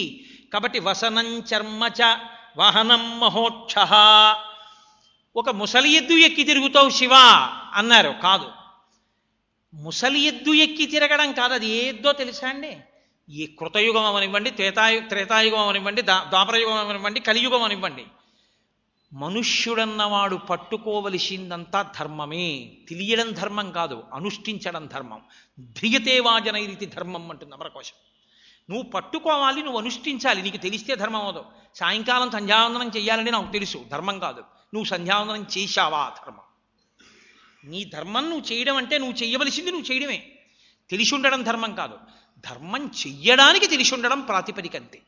అంతేగాని చేయడం మానేసి తెలిసి ఉండడం ధర్మం ఎప్పటికీ కాదు. అందుకే రాముడు అంత కష్టంలో సంధ్యావందనాన్ని ఎప్పుడూ విడిచిపెట్టాడు, దేవతారాధన ఎప్పుడూ విడిచిపెట్టాడు. కాబట్టి ఆయన ఎక్కే వాహనం ముసలి ఎద్దు అంటే అదే ధర్మం. మహాభారతం అనుశాసనిక పర్వంలో పార్వతీదేవి అడుగుతుంది, ఇన్ని వాహనాలు ఉన్నాయి కదా లోకంలో, శంకర మీరెందుకు ఈ ఎద్దుని ఎక్కి తిరుగుతున్నారు అని అడిగింది. అడిగితే అప్పుడు ఆయన దానికి ఒక పెద్ద రహస్యం చెప్పారు. ఆవిడ తెలియక అడగదు, లోకానికి తెలియజెప్పడానికి అడుగుతుంది. పార్వతి, వెనకటికి నేను కైలాస పర్వతం మీద కూర్చుని అంతర్ముఖుడనయ్యుండగా ఆవులన్నీ చుట్టూ చేరాయి. ఒక ఆవు దూడ ఆవు పాలు తాగుతోంది. దాని నోటిలోని నురుగు గాలికి ఎగిరొచ్చి నా మీద పడింది. ఎంగిలి కదా. ఆపాటి తెలియనివాడా శివుడు? కాదు, అనుగ్రహించాలనుకున్నాడు లోకాన్ని. నాకు ఈ గోవులు ఇలా చేస్తున్నాయి అని ఒక్కసారి అలా చూశాను కళ్ళు విప్పి. నా కంటిలోని ఎర్రకాంతి తెల్లని ఆవుల మీద కొన్నిటి మీద పడింది. ఆనాటి నుంచి ఆ గోవులు ఎర్రటి గోవులై కపిల గోవులయ్యాయి. అసలు గోవే పరదేవత అయితే నా కాంతి ప్రసరింపబడిన ఆవులు ఎరుపు రంగు పొందినవి ఏవున్నాయో అవి మళ్ళీ గోవులలో శ్రేష్ఠ, కపిల గోవులు. అప్పుడు చతుర్ముఖ బ్రహ్మగారు పరిగెత్తుకుంటూ వచ్చి నాకు ఒక ఎద్దుని బహూకరించాడు. మీరు దీన్ని వాహనంగా స్వీకరించండి అన్నాడు. బ్రహ్మగారు వచ్చి ఇచ్చారు కదా అని ఆ వాహనం ఎక్కి తిరుగుతున్నాను. కాదు కాదు, 4 పాదములతో ఉన్న ఆ ఎద్దునే మనం ఎప్పుడూ ధర్మంగా చెప్తాం. ఆవుని భూమిగా చెప్తాం, ఎద్దుని ధర్మంగా చెప్తాం. అందుకే భాగవతం కూడా అక్కడే ప్రారంభం. ఆయన ధర్మం మీద కూర్చుంటాడు, ధర్మాన్ని తన కేతనంగా పట్టుకుంటాడు. అందుకే ఆయనకి ఆ శివాష్టోత్తరంలో కూడా ఆ పేర్లే వచ్చాయి. శివో మహేశ్వర శంభో పినాకీ శశిశేఖర వామదేవో విరూపాక్ష కపర్దీ నీలలోహిత శంకరశూలపాణిశ్చక్కట్వాంగీ విష్ణువల్లభ శిపి విష్ణోంబికానాథ శ్రీకంఠో భక్తవత్సల భవశర్వస్త్రిలోకేశస్యచికంఠ శివాప్రియ ఉగ్రకపాలీ కామారీ అంధకాతురసూదన గంగాధరో లలాటాక్షకాలకాల కృపానిధి భీమ పరశుహస్త మృగపాణిర్జటాధర కైలాసవాసీ కవచీ కఠోరస్త్రిపురాంతక వృషాంకో వృషభారూఢో చేతిలో ఎద్దు పతాకముగా ఉన్న కేతనమును పట్టుకున్నవాడు, ఎద్దు మీదెక్కి తిరిగేవాడు. అంటే ఎవరు ధర్మాన్ని పట్టుకున్నారో వాళ్ళని అనుగ్రహించేవాడు. కాదు కాదు, రుద్ర శబ్దానికి అర్థం ఏంటో తెలుసా అండి? రుత్ అంటే వేదం.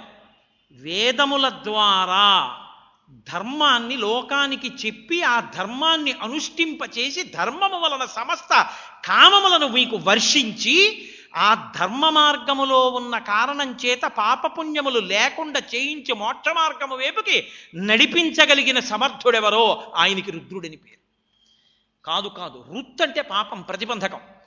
పాపము ఈశ్వరుణ్ణి చేరకుండా అడ్డుపడుతున్నప్పుడు కృపాళువై ఆ ప్రతిబంధకాన్ని తీసి పాపచింతన లేకుండా చెయ్యగలిగిన వాడెవరో ఆయన రుద్రుడు. అందుకని ఆయన వృషభవాహనారూఢుడై ఉంటాడు.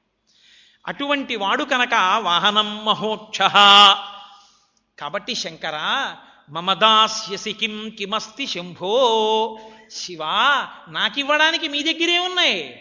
తవ పాదాంబుజ భక్తి మే వదేహి, మీ పాదముల యందు నాకు భక్తినివ్వండి.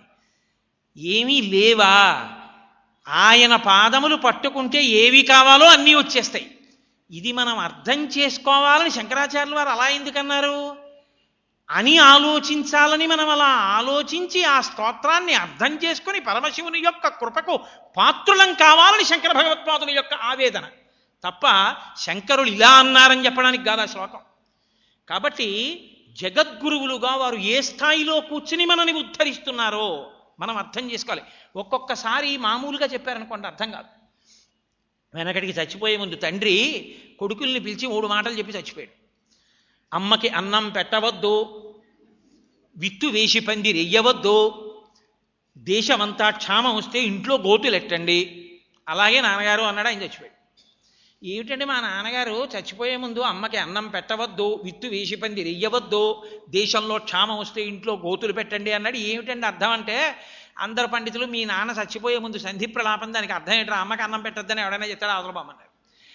ఆఖరికి ఒక మహాపండితుడు అన్నాడు, మీ నాన్న ప్రాజ్ఞుడురా, అమ్మకి అన్నం పెట్టవద్దు, అమ్మకి అన్నం పెడుతున్నానని నీ జన్మలో అనకో, అమ్మ చేతి అన్నం నేను తింటున్నాను అను. నాకు 70 ఏళ్ళు వచ్చినా ఇంకా అమ్మ చేతి అన్నం తింటున్నానండి, నా అదృష్టం అనరా. అమ్మకి అన్నం పెడుతున్నాను ఏంట్రా నీ మొహం, ఆ మాట అనకు.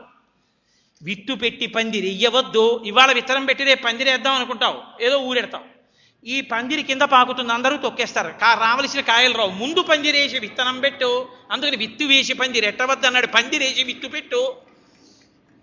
నువ్వు కష్టపడ్డం మానేస్తావేమోనని మీ నాన్న సంపాదించిందంతా బంగారంగా మార్చి ఇంట్లోనే పాతుగా బంగారు బిందె కింద దాచాడు.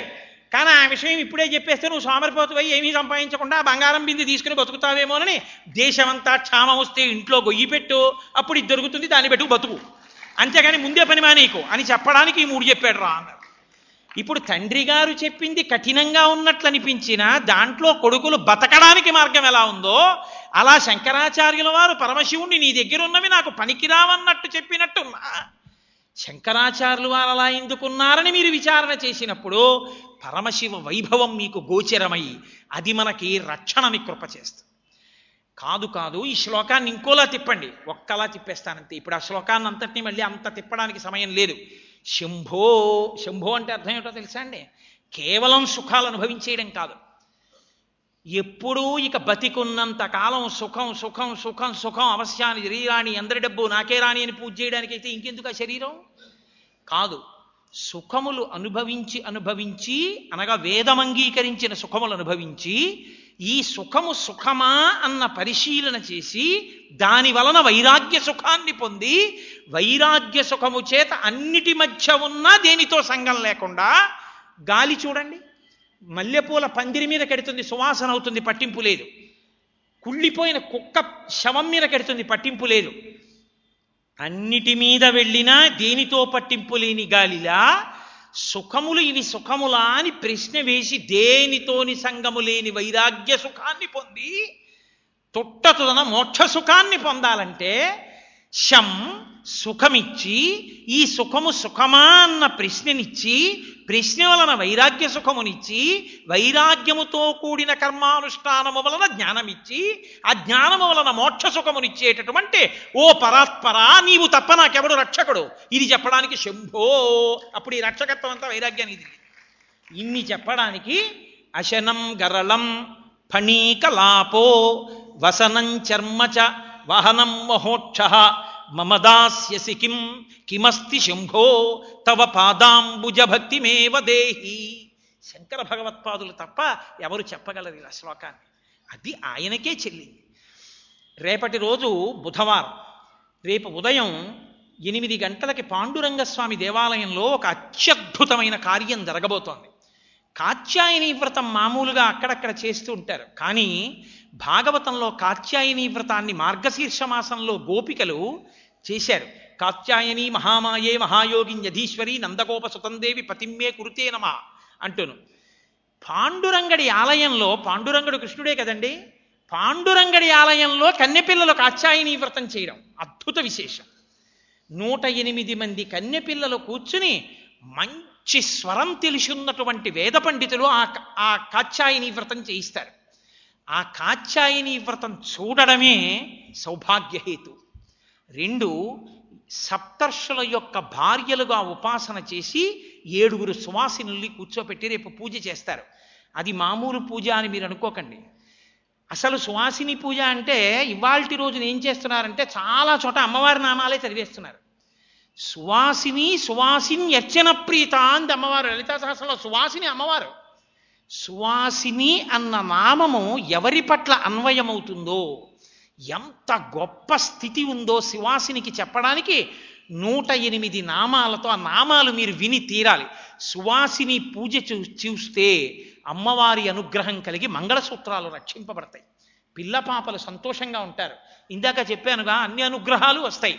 సువాసిని పూజ యందు అత్యంత ప్రధానమేమి అన్నారు పెద్దలు. వ్యాఖ్యానం చేస్తూ అన్నారు జటాబంధనమే అన్నారు. ఆ జుత్తు ఎత్తి జటాబంధనం అని ఓ తాడు కడతారు. ఇప్పటి రోజుల్లో అయితే రబ్బర్ బ్యాండ్ అంటున్నారు, అది పెడతారు. పెట్టి పువ్వులు పెడతారు, కాళ్ళు కడుగుతారు, మట్టెలు వేస్తారు, చేతులకి గాజులు వేస్తారు, అంగరాగములు అలదుతారు, బొట్టు పెడతారు. ఆ మంత్రాలు మీరు విందురుగానే రేపు. కళ్ళకి కాటుక పెడతారు. వాళ్ళకి ప్రత్యక్ష నైవేద్యంగా చేతిలో పళ్ళు పెట్టి నైవేద్యం చేస్తారు, తాంబూలం ఇస్తారు. వాళ్ళు చెరుకు కర్రలు పట్టుకుని కూర్చుంటారు. రేపు కూర్చుని ఆ సువాసిని పూజ స్వీకరిస్తారు. మహాద్భుతమైనటువంటి ఘట్టం. రేపు 8 గంటలకి మీరు వచ్చేయగలిగితే తొందరగా పూజ చక్కగా మనం అందంగా పూర్తి చేసుకుని అందరూ ఇళ్ళకి వెళ్ళిపోవచ్చు. అక్కడ సువాసిని ఆ కాత్యాయని ప్రసాదం కూడా ఏర్పాటు చేయబడుతుంది. కాబట్టి ప్రసాదం అనగా నా ఉద్దేశంలో కళ్ళకద్దుకుని నోట్లో వేసుకునేంత ప్రసాదం. కాబట్టి ఆ ప్రసాద స్వీకారం చేసి అందరూ ఇంటికి వెళ్ళవచ్చు. కాబట్టి ఇదొక మహత్తరమైన కార్యాన్ని పరమశివుని యొక్క ఎడమ తొడ మీద కూర్చుని ఉన్న రూపాన్ని ఆరాధన చేస్తారు కాత్యాయని వ్రతంలో. అది పార్వతీ పరమేశ్వరుల యొక్క గొప్ప సాంబ సదాశివ స్వరూపం. అటువంటి రూపానికి రేపు పూజ జరుగుతుంటే శివానందలహరి అంతర్గతంగా జరుగుతున్న విశేష కార్యక్రమాన్ని చూసి తత్సంబంధమైన అనుగ్రహాన్ని మీ అందరూ పొందెదరుగాక. కాబట్టి రేపు 7:30 వస్తే మీరు చక్కగా లోపల కూర్చుని చూడ్డానికి వీలైన స్థానములను పొందవచ్చు. కాబట్టి ఈ అవకాశాన్ని మీ అందరూ సద్వినియోగం చేసుకోవలసిందిగా ప్రార్థన చేసి ఆహ్వానం చేస్తూ మళ్ళీ రేపు సాయంకాలం మనం 6 గంటలకి ఇక్కడ ప్రవచనానికి కలుసుకుందాం. మంగళాశాసన పరై మదాచార్య పురోగమై సర్వైశ్చ పూర్వైరాచార్యై సత్కృతాయాస్తు మంగళం. మంగళం కోసలేంద్రాయ మహనీయ గుణాత్మనే చక్రవర్తి తనూజాయ సర్వభౌమాయ మంగళం. ఉమాకాంతాయ కాంతాయ కామితార్థప్రదాయినే శ్రీగిరీశాయ దేవాయ మలినాథాయ మంగళం. కరచరణకృతం వా కర్మవాక్కాయజం వా శ్రవణనైనజం వా మానసం వాపరాధం విహితం వా సర్వమేత్తక్షమస్వ. శివ శివ కరుణాబ్ధే శ్రీ మహాదేవ శంభో. సర్వం శ్రీ ఉమామహేశ్వర పరబ్రహ్మార్పణమస్తు. స్వస్తి.